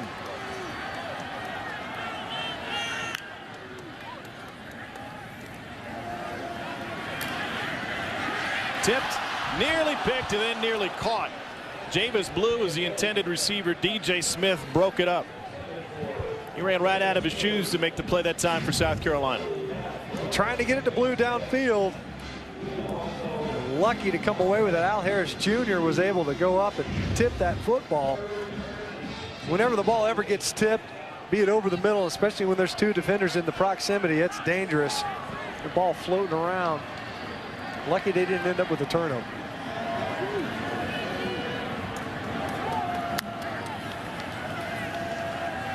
Coles had it tipped at the line of scrimmage, I think, and that one's incomplete. There's a flag on the play. Garrett Johnson, the intended receiver. Either that ball came out of Toles' hand funny, or somebody may have gotten it right when it came out.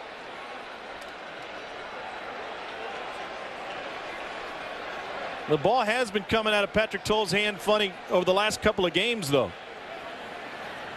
Key fumble here earlier tonight.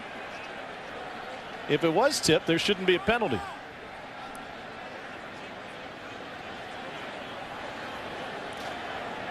I'm not certain that even if it were tipped, there wouldn't be a penalty, only because opportunity for a targeting foul versus DJ Smith.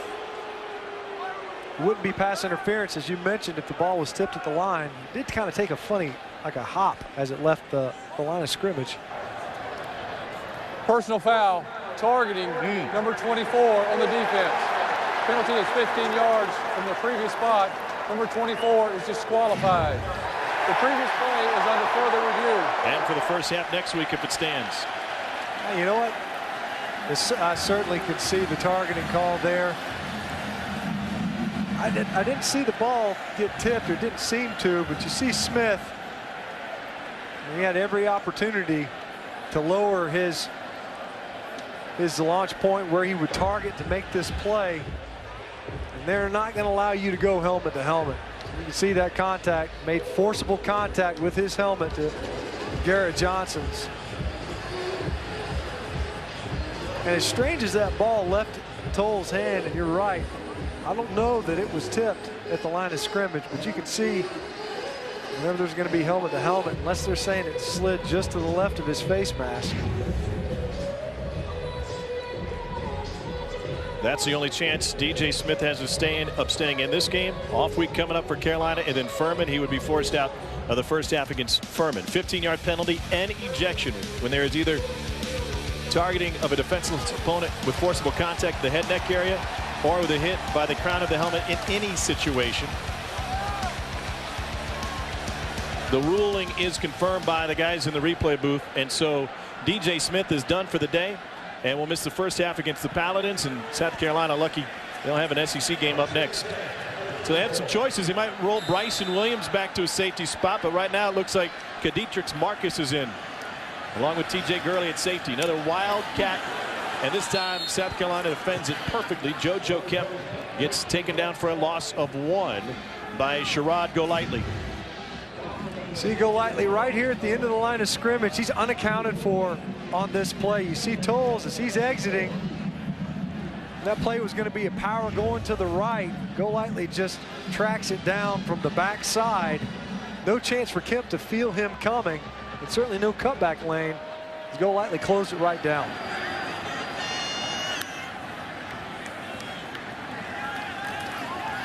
Coles has all day.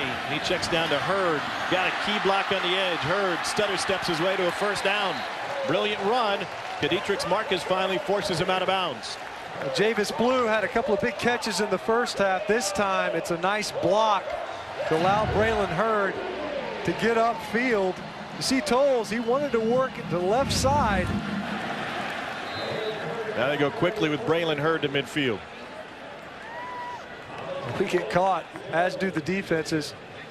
Kentucky And they did this in the first half. They don't go fast all the time, but they'll get over the football and they're ready to snap quickly. This time they substitute, therefore South Carolina afforded the time to substitute defensively. Michael Horton is now in a tailback. He's going to block for Tolles. Spins at the line and gets taken down by the logo. 2 yards on the run for Tolles, and that'll set up 3rd and I believe 4. See Tolles showing some agility. Not a whole lot of yards to show for it in that instance. Look among the East Division quarterbacks. Number 14 for Kentucky is probably the biggest threat as a runner. Counting Trayon Harris for Jeff Driscoll in Gainesville. I don't know who to count anymore in Gainesville after this game. They're able to get the victory. Trayon Harris was able to get the offense going. JoJo Kemp hands this one off. They're going to reverse it. Tolles wants to throw. Wide open is Timmons. He's got it at the 15 and 6 for Kentucky.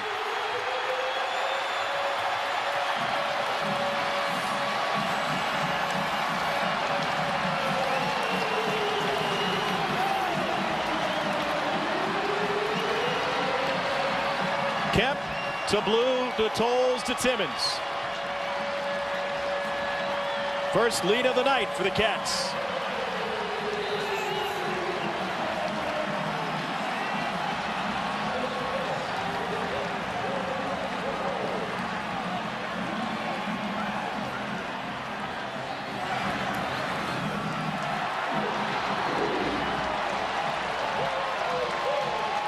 A brilliant play call out of the Wildcat formation. Well, here's Ryan Timmons. Now this ball is going to exchange hands a couple of times. You see the Blue, they flip it right back to Tolles, and Timmons just slides behind the coverage. The entire secondary is looking to come up. You got to know when Patrick Tolles is lined up wide that there's a chance that if he gets the ball back, he ain't looking to run. He's looking to throw the football downfield. That's exactly what we saw here. Patrick Tolles is throwing for 6 touchdowns this season. He loves the fact that he just picked up his 7th touchdown lead for the Cats.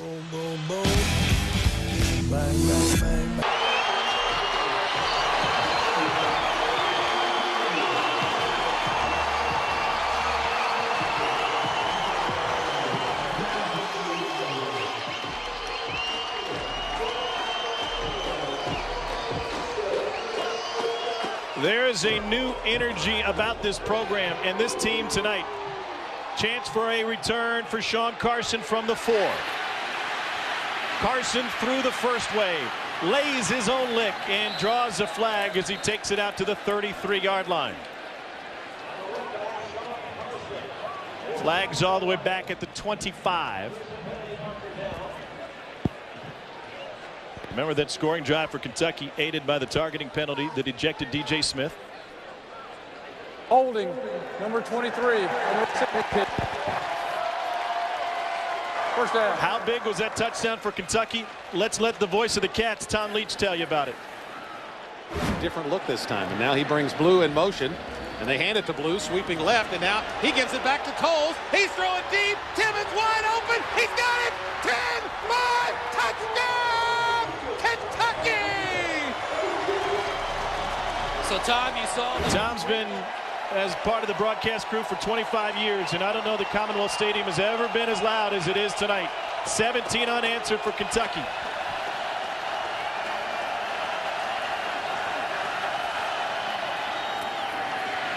To the edge to Nick Jones. A gain of 4. Ashley Lowry with the stop. South Carolina fell out of the rankings last week after their loss to Missouri, but make no mistake about it, as a team that was preseason top 10 and the favorite to win the East, this would be a monster victory for Kentucky. And it may be a sign that their rebuilding project is way ahead of schedule. It's certainly been an up and down year for South Carolina. Somewhat of an enigmatic year so far for the Gamecocks. Pressure coming. Thompson takes a hit, but completes it to Farrell Cooper for a first down. More coming for Cooper. Spun his way out all the way to the 43-yard line before Khalid Henderson brought him down from behind. A gain of 24. I don't know about the guts, this quarterback of Dylan Thompson. How many times have we seen him tonight stand in the face of pressure This time, Bud Dupree and Zadarius Smith meet at the quarterback, and he delivers a strike. And a big hole open up the middle for Mike Davis. Jason Hatcher with the stop. Right in the heart of the Kentucky defensive front. You see defensive linemen, they've got leverage. They got to disengage. You can't make a tackle when you're blocking an offensive lineman. That's just as good as a win. David Williams with the carry. He is running over fellas. The ball popped out there at the end. That time Khalid Henderson, I don't think he was even facing the line of scrimmage, and David Williams just blasted it.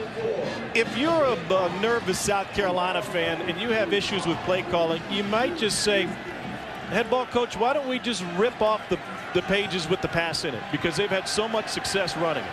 It seems as if they're comfortable doing just that.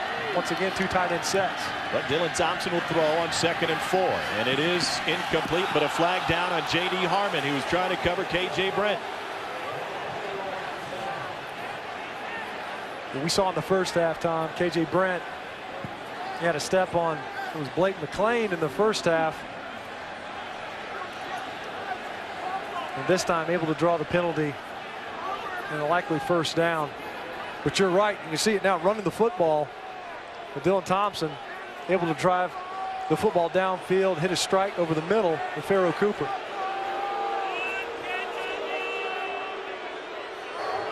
Holding number 11 on the defense.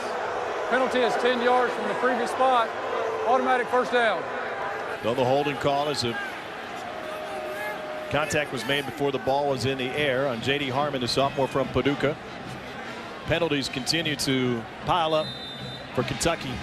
That is their 7th to count for 75 yards for South Carolina. Sean Carson is in the backfield with Thompson. He'll get a crack at the run game. He's got Thompson to block. He's got plenty of room and a beautiful cutback to score. Sean Carson with the touchdown run, the first of the season.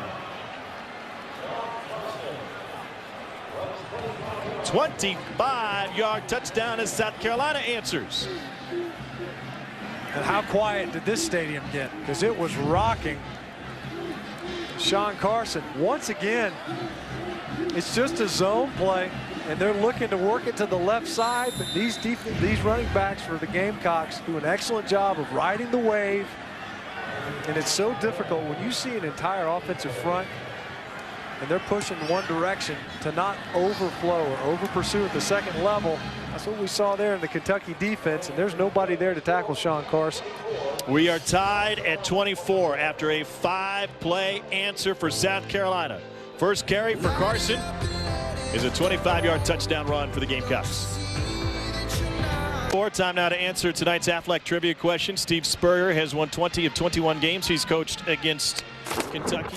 Aflac. Bill Snyder is the next on the list. 19 wins for the longtime Kansas State head coach against the Cyclones of Iowa State. He's also won 18 against his Sunflower State rival, the Jayhawks of Kansas. You know, you've been around for a little while when the stadium's named after you. Yeah, and you're still coaching it. Larry Blakeney at Troy. I think Bill Snyder are the only 2 in the country that coach the teams that play in stadiums named after.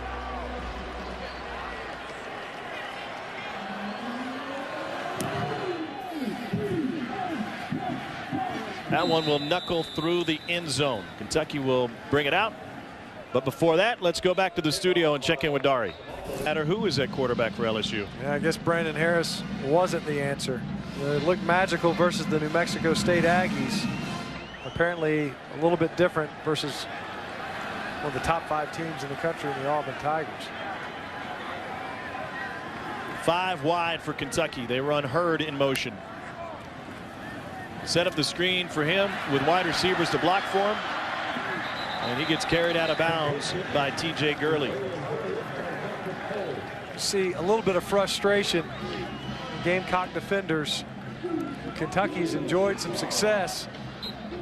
You see certainly a great deal of confidence in that offensive huddle for the Wildcats. What little times they do huddle, certainly the personnel on the field feel confident in their ability to move this football. Tolles hands it off to Michael Horton.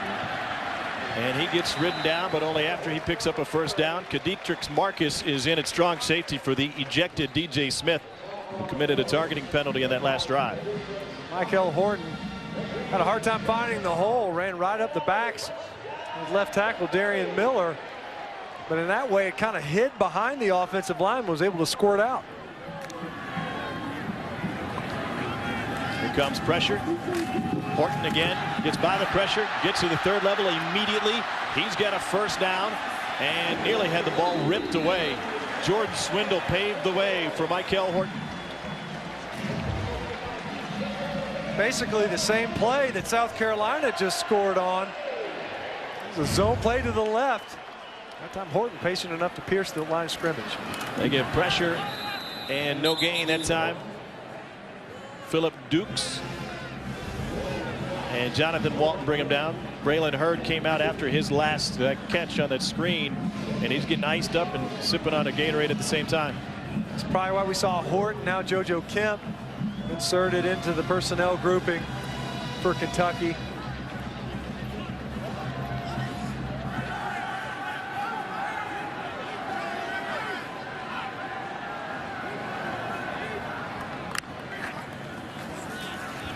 Screen the other way, tipped, it touched 3 sets of hands. The first was Mason Harris. And then 2 different Cats had a crack at it, including Ryan Timmons. I think that's the 3rd tip we've seen by South Carolina. And again, working against the offensive tackles of Kentucky, you have to know when the screen pass, the ball's going to be coming out quickly, and it's going to come out over your head. As an offensive tackle, you got to keep that defensive end engaged and on the ground. And if he jumps, he has to regret it shortly thereafter. Tolles gets it to Kemp, but that will be a loss of yardage. Sky Moore is there. And it perfectly played, and that will bring up 4th down for Kentucky. That time, Patrick Tolles had a nice clean pocket to work in, but nowhere to go with the football downfield. You can see South Carolina blanketing the receivers. Tolles didn't like what he saw down the right seam, so he tried to check it down to Hurd, but Sky Moore was all over it. Landon Foster kicks it away. Farrell Cooper can only ask for a fair catch, and he takes it inside the 10. So it will be a long field for South Carolina to work with. After that good punt from Foster, 7:11 to go in the 3rd in Lexington. I told you strange things happen at night here in Lexington. Last time Kentucky knocked off the Gamecocks, Mike Hartline hooked up with Randall Cobb with 1:15 to go in a 31-28 comeback victory. Anthony Mosley had a pick in the end zone with 4 seconds left. They stormed the field. There's a hefty lefty, Jared Lorenzen, and Randall Cobb in the building tonight after a Thursday night game this week. 37 touchdowns in his career. It's not the only night win that Kentucky has had here. They knocked off LSU in triple overtime a few years ago. Beat Georgia here under the lights in 2006. Some big victories and a big ground game for South Carolina and Mike Davis. Both teams have done a really good job running the football, and mainly between the tackles. South Carolina especially, Mark Stoops talked about it coming out of half. Had some hard time dealing with some of their heavy sets, meaning 2 tight end sets. Got the bigger bodies in there. This time 2 backs and 1 tight end. 198 yards on the ground. Another bullet snap handled on a leap almost by Dylan Thompson, and David Williams is able to cut through for a first down before Ryan Flanagan stops him. You mentioned it in the first half that those snaps from Alan Knott have interrupted the timing of Dylan Thompson a time or 2. Yeah, you know, one time obviously it shot over his head. That was a near turnover. South Carolina was able to still drive down the football field and get a touchdown on that one, but Alan Knott is throwing up a couple of change-ups, maybe a slider. Dylan Thompson's fielded them, but it messes up the exchanges. Bud Dupree came charging in. He ran right by David Williams, who's there for the grab, and he takes it past the 30-yard line. To the 30, I should say, and that will set up 2nd down after Zadarius Smith caught up with him. See South Carolina happy to take advantage of that. They swing the back over there into the flats. Plenty of room to allow David Williams to make somebody miss in space. No pressure this time, but a good handoff. It's good enough for the first down. Dylan Thompson ran into his running back. Matt Elam, the big recruit in many ways, more ways than one. The 5-star recruit is there for the tackle for Kentucky. Elam is a big fella. He's listed at 6'7", 375 from Elizabethtown, Kentucky. He said in high school it was just see ball, get ball. A little bit tougher around here as he gets adjusted to the college game. He came in with only 2 tackles on the season. Thompson over the middle, complete to Farrell Cooper, and he's got it into Kentucky territory. Fred Tiller brings him down. The time Farrell Cooper was matched up with Blake McLean, he came all the way across the football field to find his quarterback's eyes. You see him, he was in the slot, he came underneath Ryan Flanagan. McLean was able to get over the top, but not until after Cooper makes the reception. On first down, they'll run it with Mike Davis. Davis takes it to the 40. Cooper missed 2 days of practice this week. He's been banged up, and after that first down catch, he left the field again. You see him over there. I think he's fine, maybe a little winded. That was part of the reason why Dylan Thompson said after the game last week, I apologize. Cooper caught a late touchdown versus Missouri, but he took a nasty shot. Seems to be the case. As many balls as he's catching deep down the field, 15 yards or more, and over the middle. Lots of traffic. 2nd and 5. Dupree coming. Can't get to him. And that is complete to Rory Anderson. Anderson has a first down, and he gets thrown down by Josh Forrest, who has a career night tonight. That's his 13th tackle of the evening for the junior from Paducah, the former wide receiver. Well, Dupree got a great jump on Brandon Shell, and Dylan Thompson has the wherewithal to find a safety valve in Rory Anderson. Dupree playing at home. The crowd's not much of a factor, but he's got a great first step from his defensive end and outside linebacker spot. Here's Mike Davis. It takes 3 Wildcats to bring down Davis. See the frustration of Ryan Flanagan, because he had a free shot on Mike Davis. Mike Davis took the backdoor cut, as we've seen so many times by the running backs, not just by South Carolina, Kentucky as well, where they're able to see some running room on the backside of these runs. Cooper back into the game. He's in the slot at the hash mark at the top of your screen. Thompson looking for him, looking more. Now he'll scramble, still eyes up, heads up. That causes the defense to be late to get to him, and he's able to scramble for another first down. Dylan Thompson is not known for his legs, but they've been good enough tonight.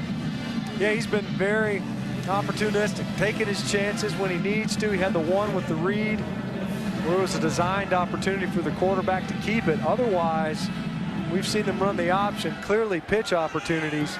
Dylan Thompson has scrambled for positive yardage at key moments.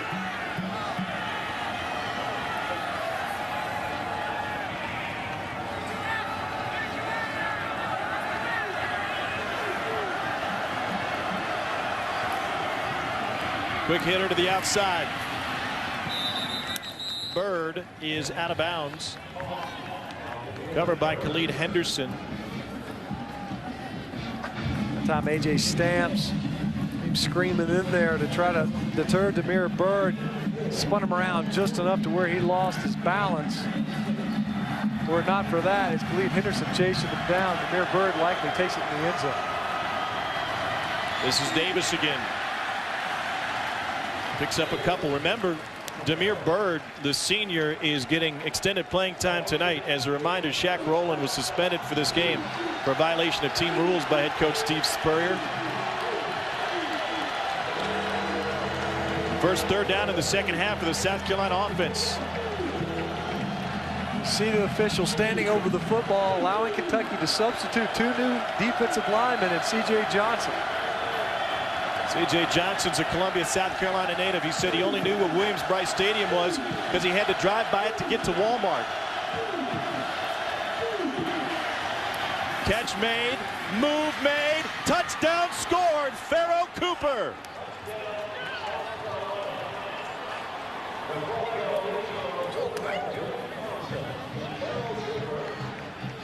Dylan Thompson to Pharaoh Cooper. He spun Ashley Lowry around. See, Ashley Lowry was late getting wide. Pharaoh Cooper was able to get width immediately.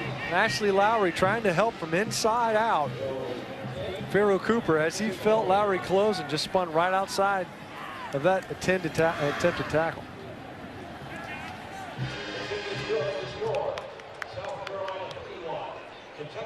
Pharaoh Cooper is a special player. Steve Spurrier raved about him when we talked to him this week.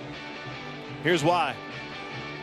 A short rollout. See why Dylan Thompson and what they like in Pharaoh Cooper. The things that he can do with the ball in his hands. South Carolina back in front here in Lexington. At Commonwealth Stadium, and the Gamecocks in a must-win situation for their SEC hopes. Reclaim the lead. They've won 13 of their last 14. They've won 20 of their last 25 against teams from the East. Hurd couldn't handle it. Was he outside of the end zone or not? He takes a knee. And so a touchback. Well, we saw fumble issues from Patrick Tolles. I caught up with his high school quarterbacks coach, Jared Lorenzen, at halftime. He points out that Tolles only grips the football with 2 fingers on the laces. You see how far back he holds it? Way back on the cone. He said he never had fumbling issues in high school. Well, this was another one that occurred tonight. It was knocked out because it's such a loose grip. And last week it was because it was a tight grip. Yeah, this time it's just poor ball security. When you feel the pressure, and you have to feel that as it's coming in, Lorenz Bryant from his spur position, you got to secure the football first. Last week, when you're holding that football by the cone, just a little bit of a sweaty hand. It was squirting out of his hands a week ago. Tonight, ball stripped nicely by Bryant. Lorenzen said it's driving me crazy. He's got to have 3 fingers on the stitches. That one was almost picked. He threw it right into the gut of Sherrod Golightly.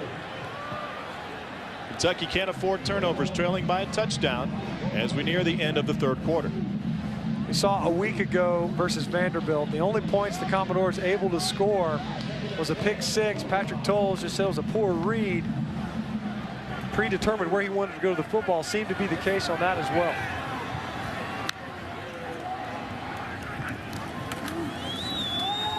This is Horton. You know, it seems to me at first blush that Kentucky's offensive line is good enough that Patrick Tolles can afford to hang on to the ball a little bit. Obviously, the offense is designed to move quicker than that. He's had time. Yeah, you're right. There have been a couple of different instances where he ends up checking the football down, but that's due to coverage, not necessarily just to get rid of the football under duress. The offensive front has done a pretty good job, and in South Carolina, incidentally, not great in getting pressure. You see Braylon Hurd heading into the tunnel. Not a good sign. 3rd and 4. This is a little toss to Timmons, and he gets stopped at the 30, and that'll bring up 4th down. Kentucky thought they had an advantage. They're quick to get that check in from the sideline, and they get nothing out of it. You could see good bit now the momentum swinging to the other side of the field, South Carolina sideline.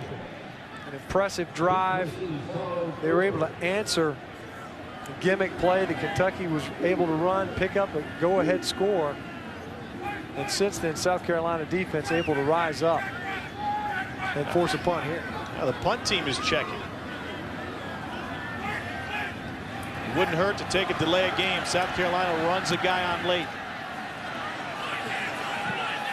High hop in front of Cooper. It will take a Kentucky roll. And it's down to the 27-yard line. 42-yard punt from Landon Foster. Well, that was just a disaster waiting to happen on both sides, wasn't it? Yeah, the whole thing was kind of out of whack, and even the umpire got his knocked over his tea kettle a little bit. The whole thing was a wild-looking play. It was reminiscent of the first quarter. We saw a lot of things happen in the first quarter, and a lot of things happened on just that one punt play. Neil Brown talking with Michael Horton about what to do next time he gets a crack at it. And remember, one of the reasons Horton's seen so much playing time is that Boom Williams has been suspended for this game. And now Braylon Hurd heading into the tunnel. Things are getting kind of lean at the running back spot. Not for South Carolina. They still have Mike Davis. And Mike Davis is brought down on the edge. Jason Hatcher, the sophomore out of Trinity High School in Louisville, will end the third quarter with an open field tackle on Davis. Nice tackle by Jason Hatcher to close out what was a pretty impressive third quarter. Both teams kind of trading blows. South Carolina landing more shots than the Wildcats.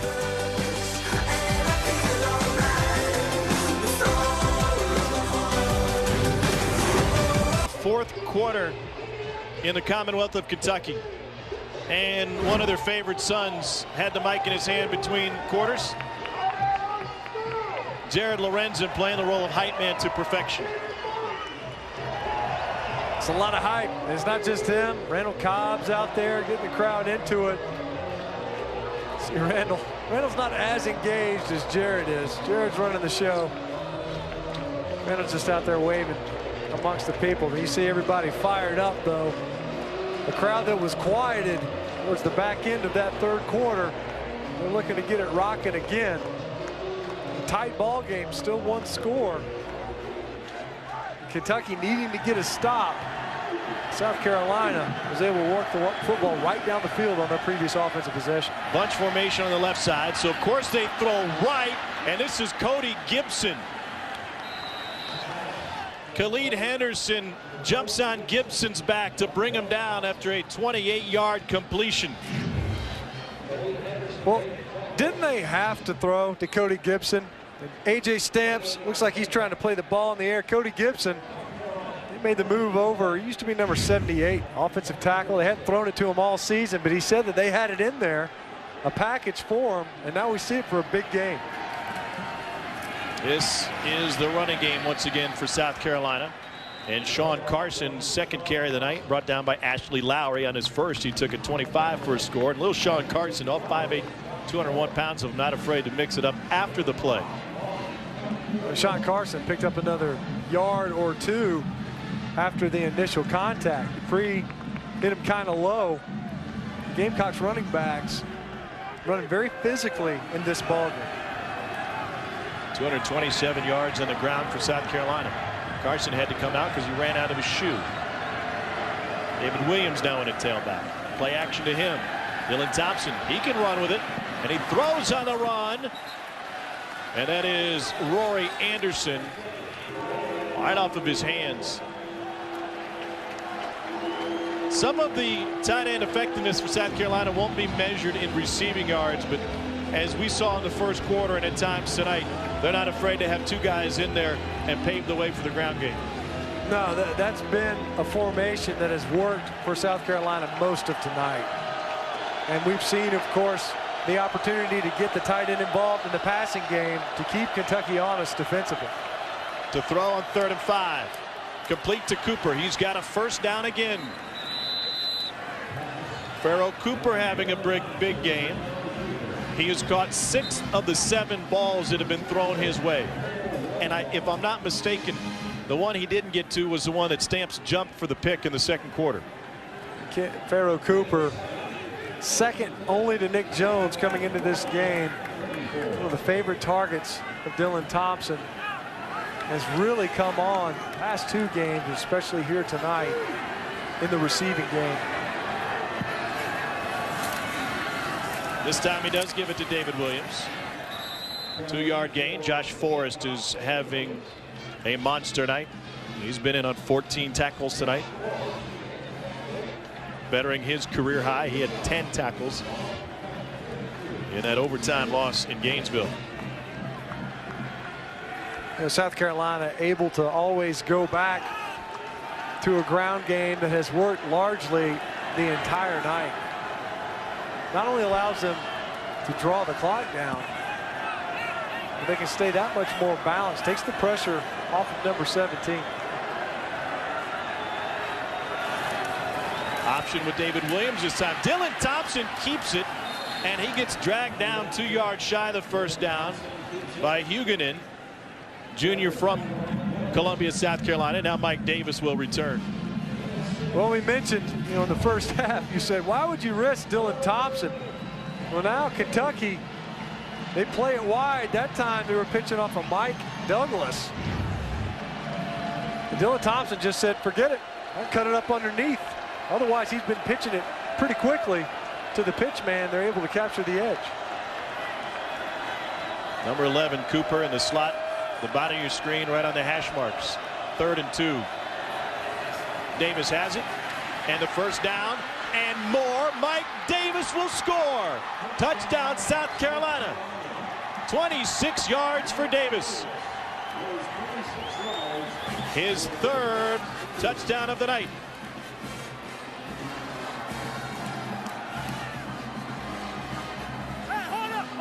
All night long, South Carolina running backs has trusted that there is that backside running lane. Jason Hatcher, Josh Forrest, the previous couple of runs, they were able to stay at home. That time, nobody waiting. Mike Davis able to get into the end zone. 22 carries, 170 yards, 3 touchdowns, and an average of 7.7 yards a carry for Mike Davis. It's back to a 2-touchdown lead for South Carolina. A lot of pride in the Magnolia State today, and for good reason. Squib kick from South Carolina, taken at about the 12 by DeMarco Robinson. Robinson has the sideline, and he's into South Carolina territory. Let's go down to the field where Heather Mitz has a special guest, a guy who knows all about big plays. Here is Randall Cobb, Kentucky's all-time touchdown holder and wide receiver for the Green Bay Packers. Coming back here in this type of an atmosphere, what's it like to be back? It's great. It's great seeing the excitement back around the program. You know, Coach Dukes is doing a great job. He's got the hype. He's got everybody back interested in the football team. And just to see them produce and to be able to compete and back playing at this high level is exciting. Talk about his turnaround with this team. It's great. It's great just to, you know, be able to be in the locker room and joke around with my teammates about, you know, my Kentucky boys back playing well. It's great. I'm excited for him, and I'm excited for this program. Ironically, the last time that you were here was in 2010 when you guys beat South Carolina. Take us through that play. You know, it was great. Just that feeling to be able to knock them off, knock Coach Spurrier off. You know, he's a great coach, and I don't think Kentucky had beat him in 10 years, and to be able to do it on our home turf against South Carolina was a great feeling. Thanks, Randall. Good luck next week versus Miami. All right, thank you. All right, Heather, great job. Yeah, Randall Cobb and that Kentucky team in 2010, the only Kentucky team against either South Carolina or Florida to hand Steve Spurrier a loss. Mike Hartline hooked up with it. And then Kentucky was able to get a pick in the end zone to seal that game. Cobb, by the way, tied for the lead in the National Football League with 6 touchdown catches this season. He's having another great year. JoJo Kemp has run it out of the tailback position. Now he's in the Wildcat. Fakes a handoff. Will take it straight ahead. And Kemp takes it inside the 35. He was so effective milking the clock against Vandy that it was obvious that Kentucky has a true weapon in their Wildcat. And he says that he feels like he can see the play better when he's taking the snap directly. It's as if he can see the blocking develop more clearly. He's certainly been effective out of the set. We'll see it here again as they motion Tolles out wide. See if he changes it up. Does not hand it off to the sweet man again. And JoJo Kemp has a big run for Kentucky. As the Wildcats try to answer, he stepped out of bounds just inside the 20, forced out by Jordan Diggs. And that's the key, will be the counter to that play when he finally gives it up. I like the way Ryan Timmons really sold the play fake. And great job by the Kentucky interior of their offensive front. Zach West able to get a numbers block on a defensive lineman to open up a hole for Kemp. Kemp came out. Now they run Michael Horton on. First down play for Kentucky. Horton will now take the direct snap. Kemp must have gotten hurt, and Horton gets dragged down. There's a flag on the play. It's the second time they've been able to crash, go lightly in against the Wildcat formation and have him make a play.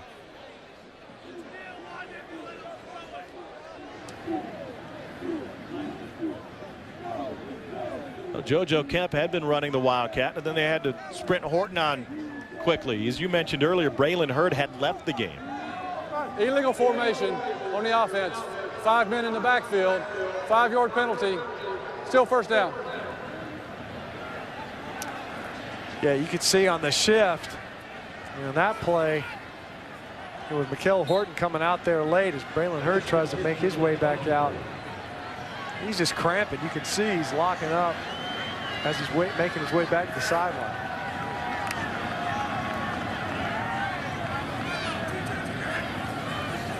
Pressure coming, big hit, got it away, and complete. Javis Blue hauls it in. Sherrod Golightly went hard on Patrick Tolles, but still Kentucky completes it to set up a 1st and goal. Golightly unimpeded on the way to the quarterback. Completely free shot, and if Tolles isn't able to deliver the ball right there, Javis Blue able to make the completion. Wow. I mean, not even a split second, a millisecond later, and that ball is fluttering straight up in the air. He got it off just in time. Officials used the timeout for measurement. Gives Patrick Tolles time to communicate with his guys.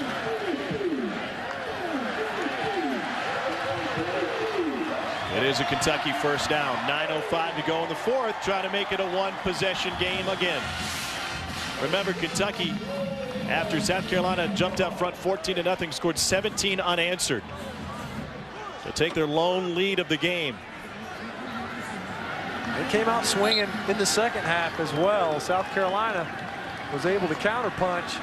See it again with the Cat. JoJo Kemp brings a man in motion. Fakes it again. That was enough to freeze the end, and he dives towards the goal line. He is down just inside the 1.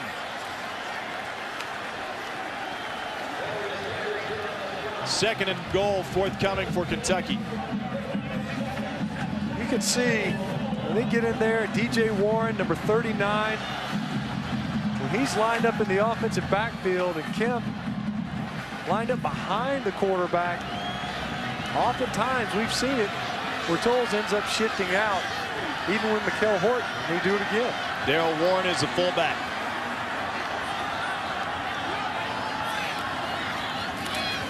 Kemp straight ahead. Touchdown, Kentucky.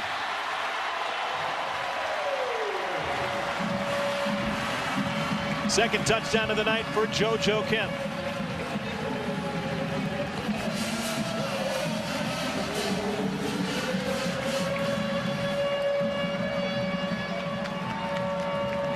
Seven-play, 47-yard drive, 3:39 off the clock.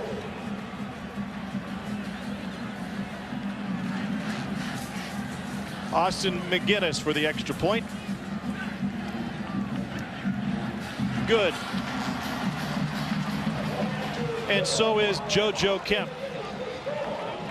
There's Neil Brown visiting with his quarterback. JoJo Kemp taking snaps directly from the center, and it sure does seem to be working for Kentucky as they climb back into this ball game. Only a 1-score lead for the Gamecocks.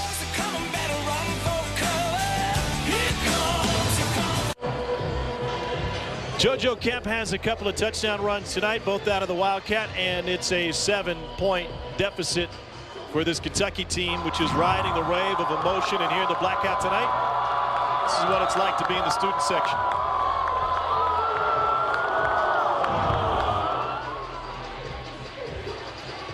Which camera guy of ours got that assignment?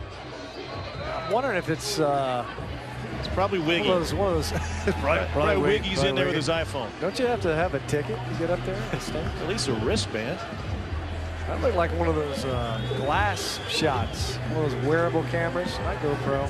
Google Glass? Glass, thank you. Safe. Our crew's familiar with glasses. From the 5, it's Sean Carson. And he takes it out to the 19-yard line.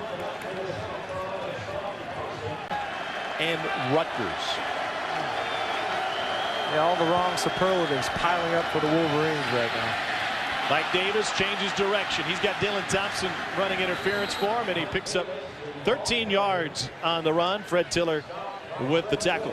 It's almost to the point where it doesn't matter what Kentucky does offensively because they can't stop Mike Davis and South Carolina from running the football. Agreed. Yeah, that's the thing now. The challenge at this point is, can you get the ball back with time left on the clock to do anything offensively? Because we saw the very first possession for South Carolina, they basically took half of the first quarter completely down. There's 7.5 minutes remaining in this ball game and a 7-point deficit already. Davis gets a breather, and so they turn to Sean Carson again. Junior from little old Scranton, South Carolina. Sean Carson, along with Mike Davis, Brandon Wiles, they've run hard in this ball game. And it's not been perimeter runs. It's been inside the tackle box runs, ones that have required some yards after contact. Some nice vision demonstrated by the Gamecocks here tonight out of their offensive backfield. Carson again. And he gets hit at the line of scrimmage, but still goes forward for a couple. And that'll bring up third down. Jason Hatcher there to blow it up. So again, Jason Hatcher doing a good job of collapsing down the line of scrimmage and able to get a tackle to set up a third down. We mentioned this Kentucky defense needs to find a way to get South Carolina off of the football field and give their offense another shot to close the deficit. South Carolina has been perfect. 3 for 3 converting third downs in the second half.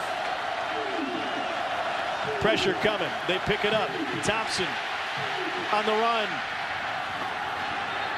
And that is incomplete.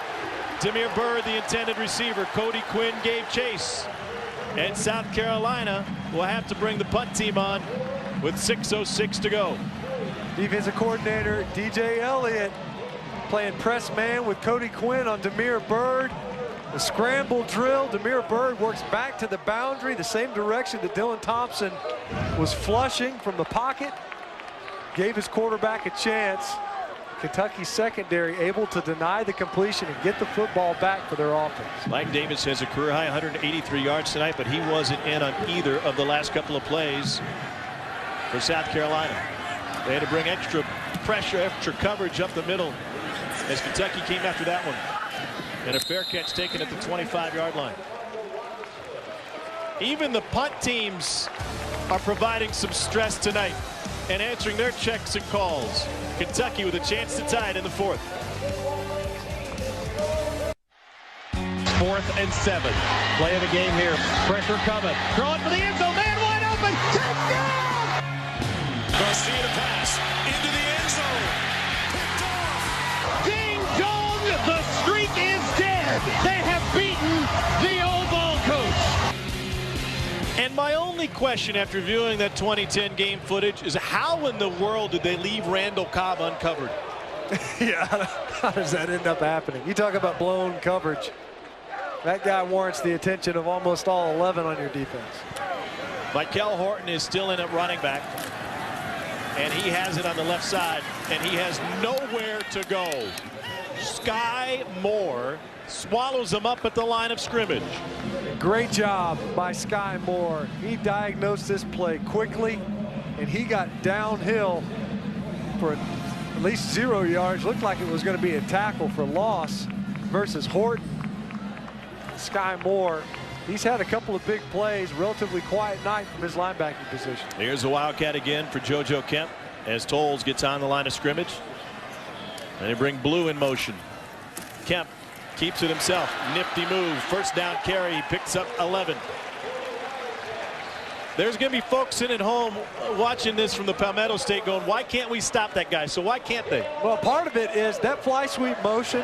You know, we mentioned it earlier. Dylan Thompson, he doesn't pitch it until, he always pitches it until he keeps it. And in this instance, they keep running that fly sweep through the backfield.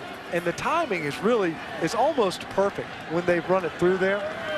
And so because of that, you have to honor the wide opportunity to hand the football off as well, and it opens up the middle rush lanes. Blue won't get it again. Kemp steps through one tackle, and this time he rips off 8 yards before Sky Moore brings him out. And let's not forget, this was also the formation that they threw the reverse pass out of for a touchdown. That's right. And so because of that, we've already seen it. When they flipped the football to Javis Blue. Actually, they handed it off. Otherwise, it would have been an illegal play. And then they threw it to Tolles. 2nd and 1. What will Kemp do this time? Keeps it. First down to the logo. And into South Carolina territory, looking for a tying score. Clock not an issue with 4:16. But you know what might be an issue? JoJo Kemp's health, because they've asked a lot of him here today, and he needs a breather. They do not have Braylon Hurd available. Boom Williams has been suspended. He's not going to get the relief that he wants. They say, sorry, buddy, you can't come out of the game. He better give it off this time.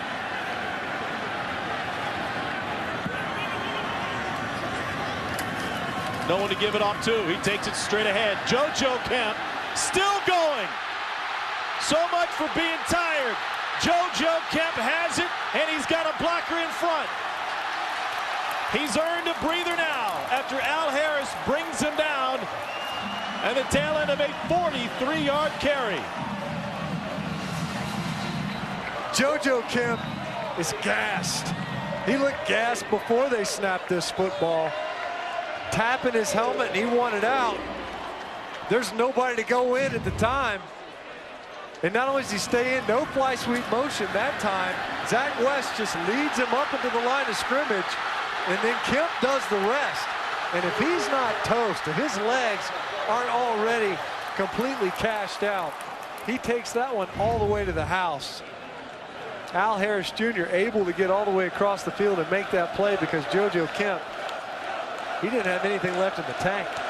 It's a career night for JoJo Kemp. 13 carries, 121 yards, better than 9 yards a carry, and 2 touchdowns. The chant is JoJo. You could see why.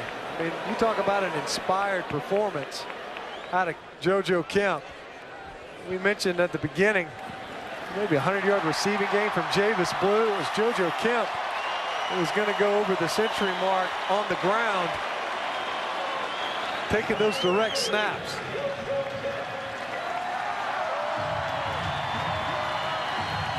His previous rushing high was 80 yards against Louisville last year. He had never scored more than 1 touchdown in a game. He's got 2 tonight. You can see, I don't think he's injured. The guy's just exhausted.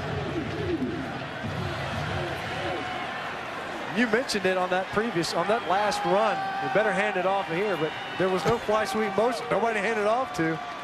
Nothing but catch the football and run with it. So Michael Horton is now in. They have used Horton in the Wildcat. See if Tolles vacates. Pressure coming. Horton left side away from the pressure. It's brought down at the 5 by Jordan Diggs.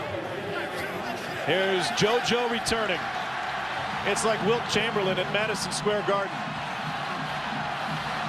I wonder what they gave him on the sideline. This is a magic Gatorade or something.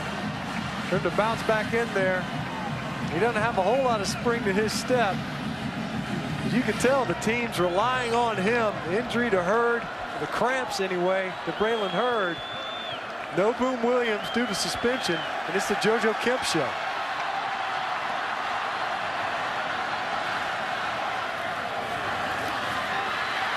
Oh, JoJo, his 3rd of the night.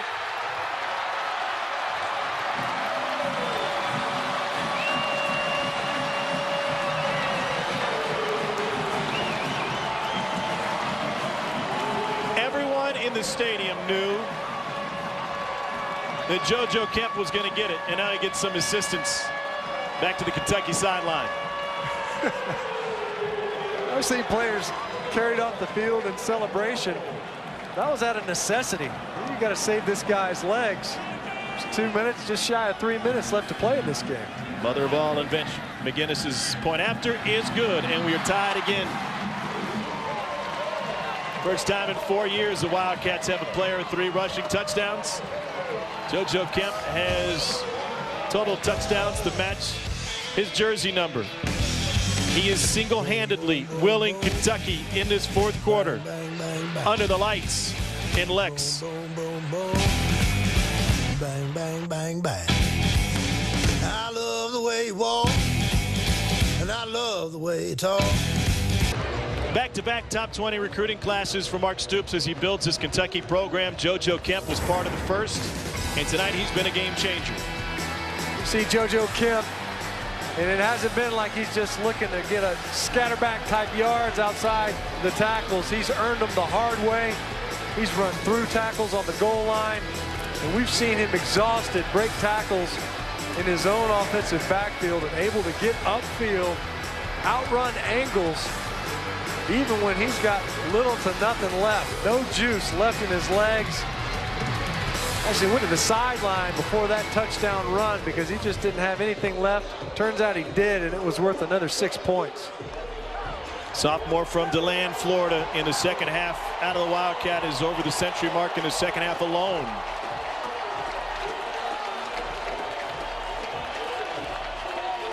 See the 14 rushes, the most he's had so far this season. Been 8. Short kick for Sean Carson. And he's sandwiched at the 20. Crazy day in the SEC and a fun night here at Commonwealth Stadium. And we've got 2:41 to try and decide this one in the wacky, wacky East. South Carolina taking the field with their offense. We think back to the end of the first half. Gamecocks were driving. Opportunity to go in to score. And it was an interception by A.J. Stamps. It brought the ball back to midfield. Dylan Thompson was trying to get the ball to Nick Jones. And A.J. Stamps able to get the big interception, deny the end zone, and give his own offense an opportunity to score. They ended up with a field goal. Sorry, Matt, South Carolina has thrown it more on first down in the second half than they did in the first. It's brought their average all the way down to the mid-60s. And they'll throw it on first down again. And it's incomplete. Josh Forrest there to blow it up. And offensive coordinators were born to be second guessed, but I don't understand why South Carolina wouldn't line up and run it every play. And they've had so much success all night long. That time, Josh Forrest or Mike Davis crossed the line of scrimmage and just centered up over the ball. Josh Forrest able to deny it. But you're right, Tom. South Carolina has been able to run the football effectively pretty much all night. We haven't seen Kentucky consistently stop them on the ground. It has been the passing game that puts them behind the down and distance. Now they're forced into the passing game on 2nd and 10. Tipped and picked. Bud Dupree. And this place is nuts.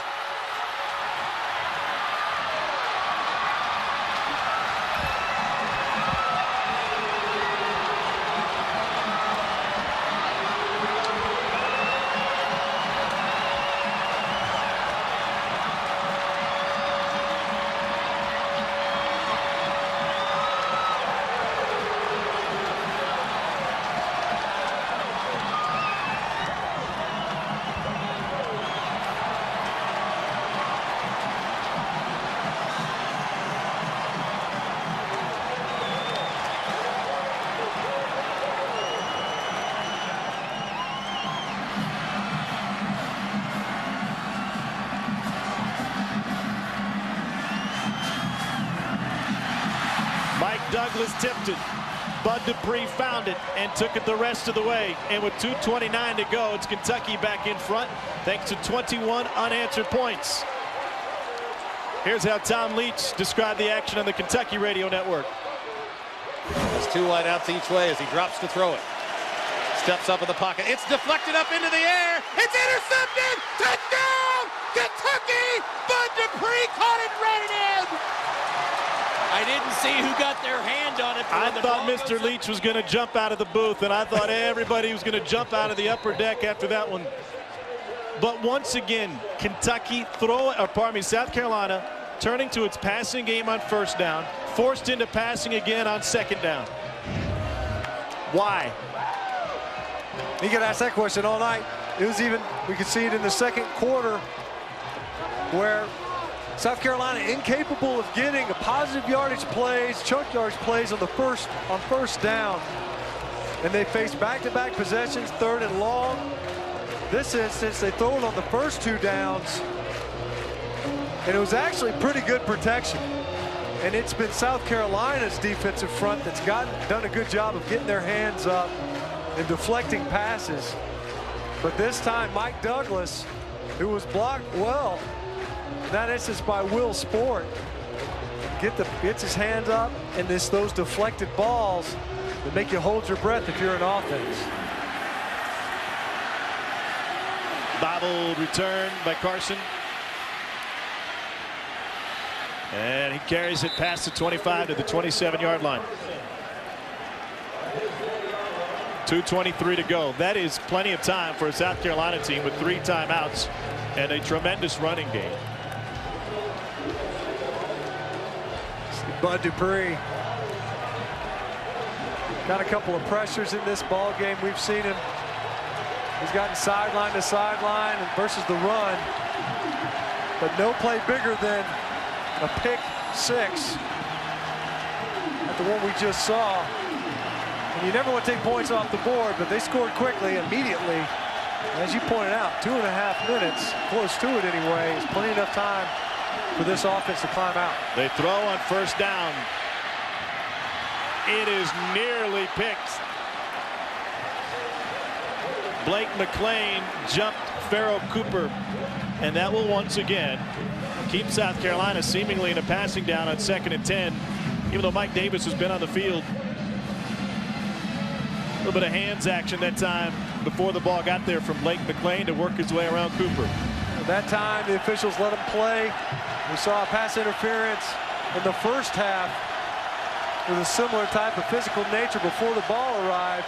McLean that time able to get that pass defense. And it is loud. Keep an eye on Bud Dupree at the top of your screen. He gets a great get off. Thompson finds Davis, and he is dragged down by Josh Forrest, who's having the night of his life.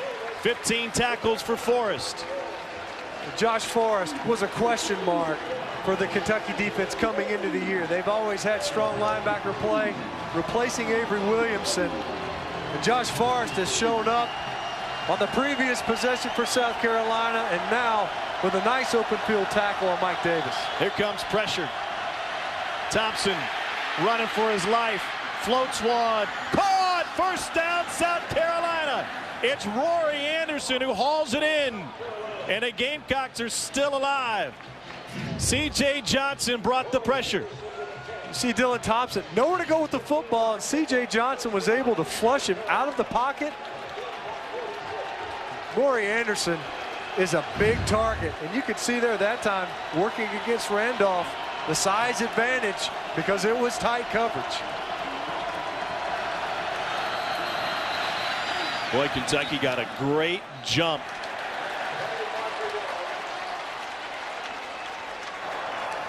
Prior to the snap, false start, 71 offense. 5 penalty, no first down. That's a sick feeling. But even before that, South Carolina was going to throw. I don't want to beat a dead horse, but is there not enough time for them to turn to Mike Davis or Sean Carson and run the ball a few times? Absolutely. You got 3 timeouts to work with in 1:40.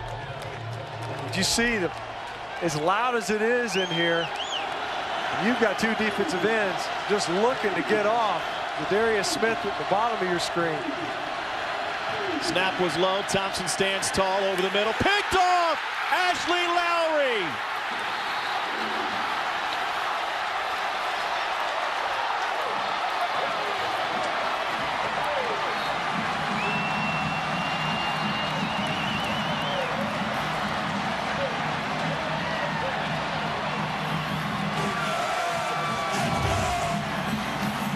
That time, Dylan Thompson, he's trying to get the ball to Pharaoh Cooper, and that ball floated out of his hand.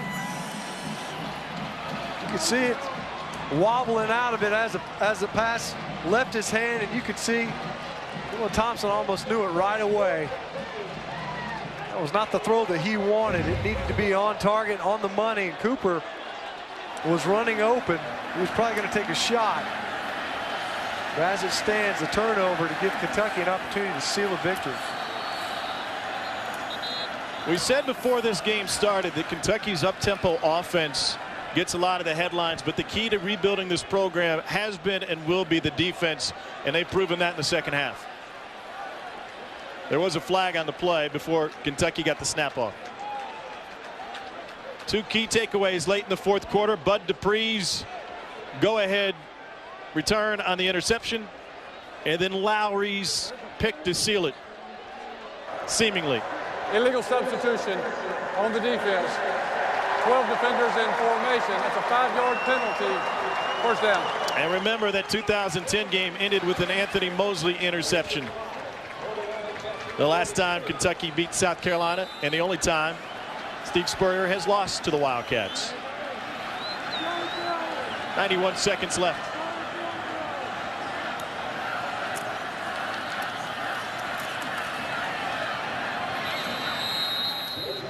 JoJo Kemp takes it for one. There's a timeout used.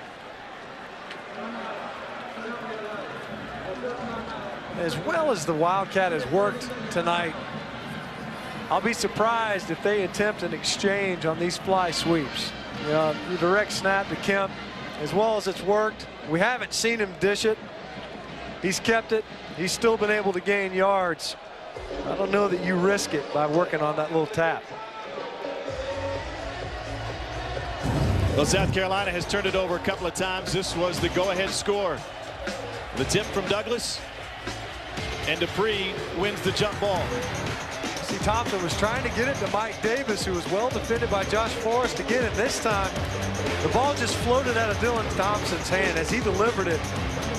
You could see it was going to be high. Coach Spurrier mentioned going into halftime the pick by A.J. Stamps. When South Carolina was knocking on the door, that ball seemed a little bit high. I think Stamps just got a good jump on that pass. That ended up being a likely 10-point swing. South Carolina was driving, time left on the clock. Ended up being a Kentucky field goal going the other way.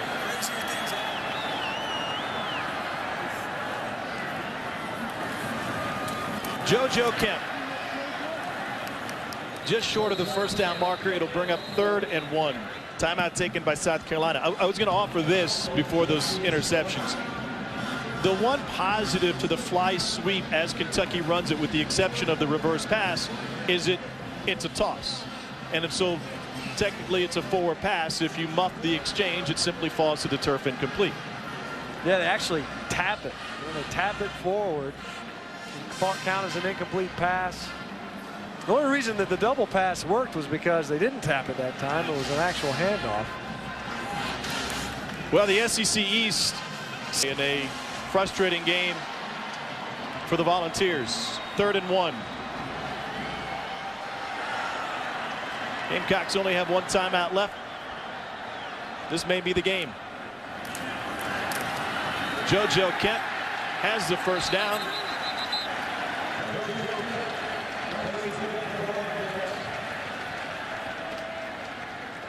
Gamecocks can only stop the clock once.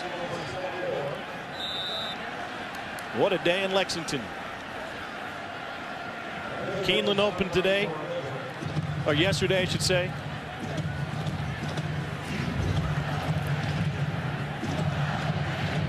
And the fans were able to pull off the daily double. You get horse racing in the afternoon, college football at night.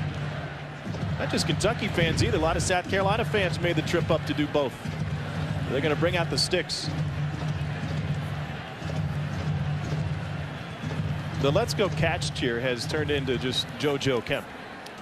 Well, it works well, you know, from a syllable standpoint. It's times out nicely. Let's Go Catch. JoJo Kemp picks up a first down.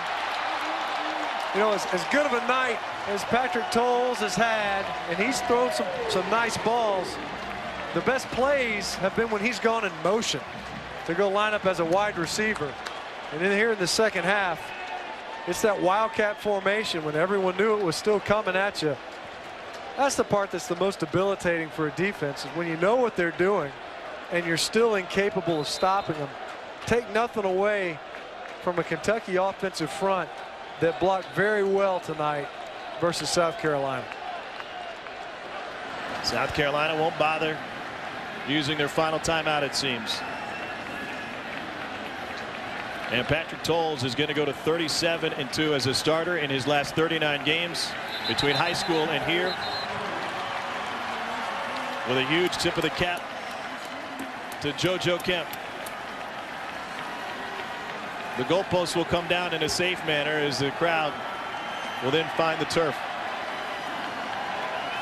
In Kentucky, next week, they welcome Louisiana Monroe. And then they're on the road versus LSU. I don't think for a second that this rebuilding job that Mark Stoops has started isn't way ahead of schedule. I would say the party's starting, but I believe it started at Keeneland today. It has just carried over into Commonwealth Stadium. Second time the head ball coach has ever lost to Kentucky in all of his years as a head man in the SEC. And Kentucky has a motto of change the game. They did that with their defense tonight. 21 unanswered points in the last 8 minutes and 6 seconds of the game. 2 big interceptions. And as the Wildcats find their second SEC win of the season, a total unmatched over the last couple of years, they did it on the back of number 3, JoJo Kemp. Heather Mitch is standing by with our star of the game. JoJo, 131 yards, 3 touchdowns. How did it feel out there tonight? Man, it felt good, but I couldn't do it without my team, my old linemen. Man, I came here to change the program around, and that's what we're doing. We're changing the game. Why not Kentucky? Why not us? What did you learn about your teammates tonight? Huh? What did you learn about your teammates tonight? Man, we fought hard. We stayed out there. We fought through adversity. And like I said before, I came here to change the game, and that's what our team is doing. Why not Kentucky? BBN, we are new UK. Enjoy it, JoJo. He did change the game, and now Mark Stoops. Coach, you dealt with the ups and downs of this game. What can you say about your team? What did you learn? It's just amazing, really. Like you said, there were so many ups and downs. It felt like it was an uphill struggle the whole game. To jump out to we're down 14, and just to fight all the way back. Couldn't be more proud of this group. What can you say about JoJo Kemp? He did it all tonight. I love him. You know, he's so tough. He really had to dig down, and he put the team on his back there at the end, and you got to love him for that. 4-1 right now. What does it do for your program? It does an awful lot. You know, we're very proud of being 4-1, and we're really just trying to get started. Are you going to do the nay-nay now? I don't know about that. I'm just happy for the win. Congratulations, Coach. Thank you. It seems the only thing that has gone wrong for Kentucky over the last couple of weeks was Mark Stoops' dance moves in the locker room after the win against Vanderbilt. And so he kindly defers to Heather on his dance move. Consecutive SEC wins for the first time since 2009. Their first win against the Gamecocks since the next year. The first 4-1 start since 2008, and 4-0 at home for the first time since 2007. And let's consider this: a call or two, a play or two for being undefeated in the SEC out of that wild trip down in Gainesville.